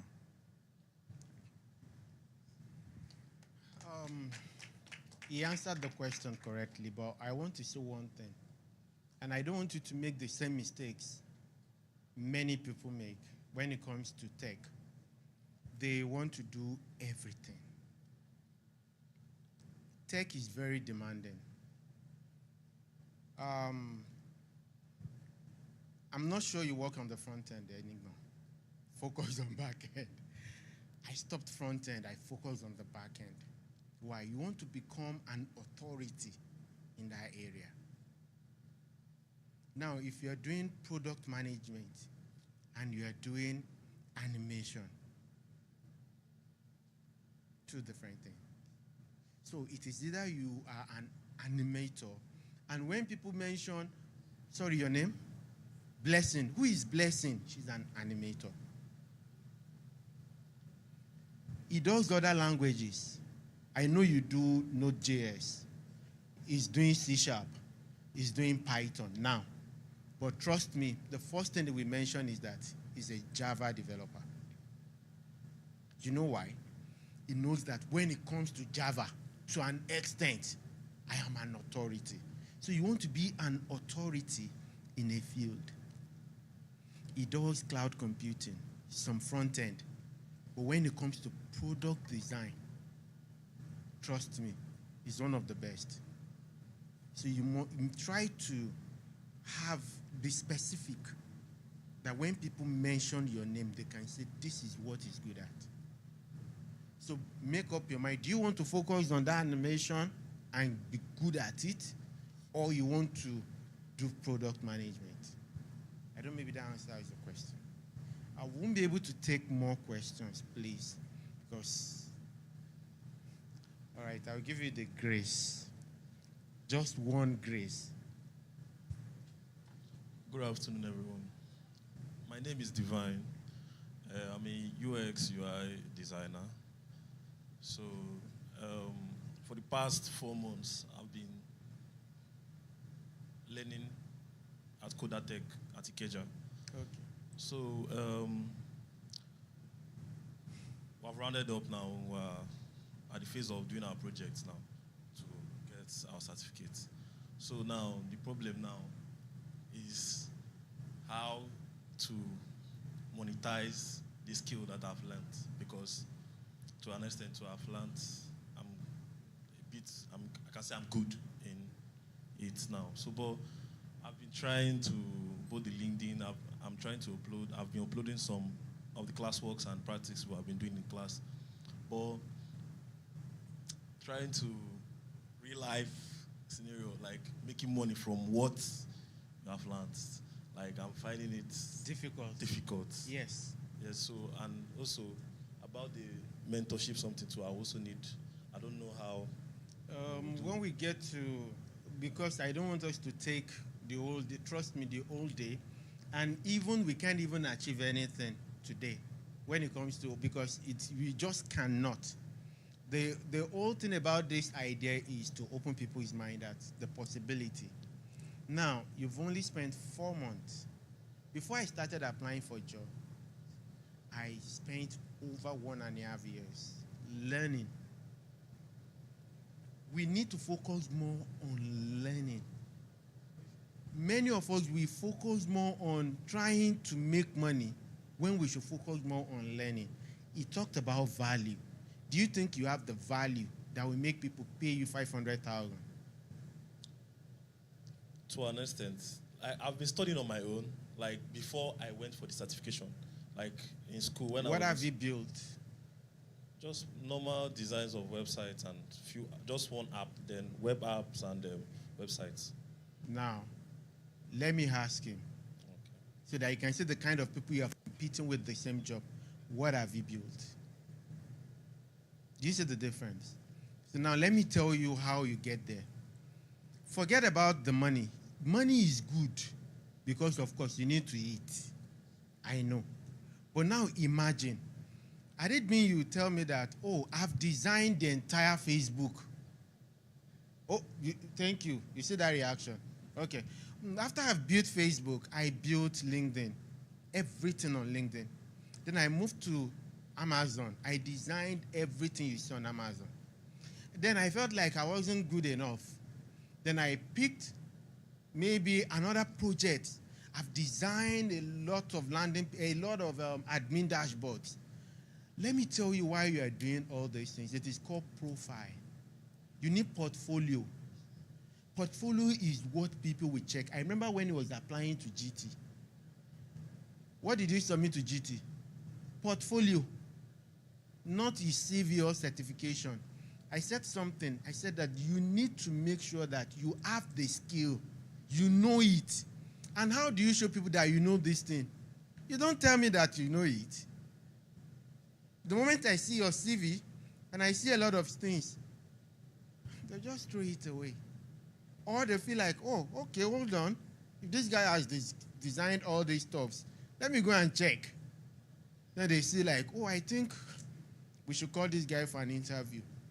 I know a lady, Google reached out to her, UI UX. She stays there in Naija. Google reached out to her that, please, we'd like to have. Why? The HR sent her portfolio to one of their senior UI UX, and that person set up a meeting. Google. So right now, bro, I need you to go and start building. Trust me, the job will come. You'll be tired. That you wake up and go, oh, I'm tired. Trust me. Please, we have to continue this virtually, please. Thank you.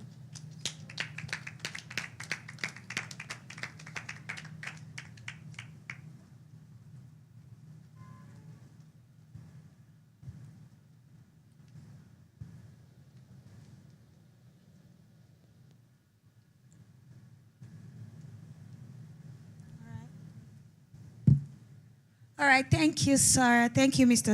Tosin. Thank you, Mr. Ayodeji. Thank you, Mr. Abiodun. Let's give a round of applause for every speaker we've had today. They've done a great job. You would agree with me, right? They've answered your question. Me, I have question, but inside question. I have question because I heard Mr. Ayodeji said something. So me, I want to collect the link to that. But you guys don't worry. I'll share with you the next tech summit. All right, thank you so much. And this is bringing us to the end of today. But we would like to invite Bishop Gabriel Ailara, our senior pastor for the Wisdom Church, to come around of.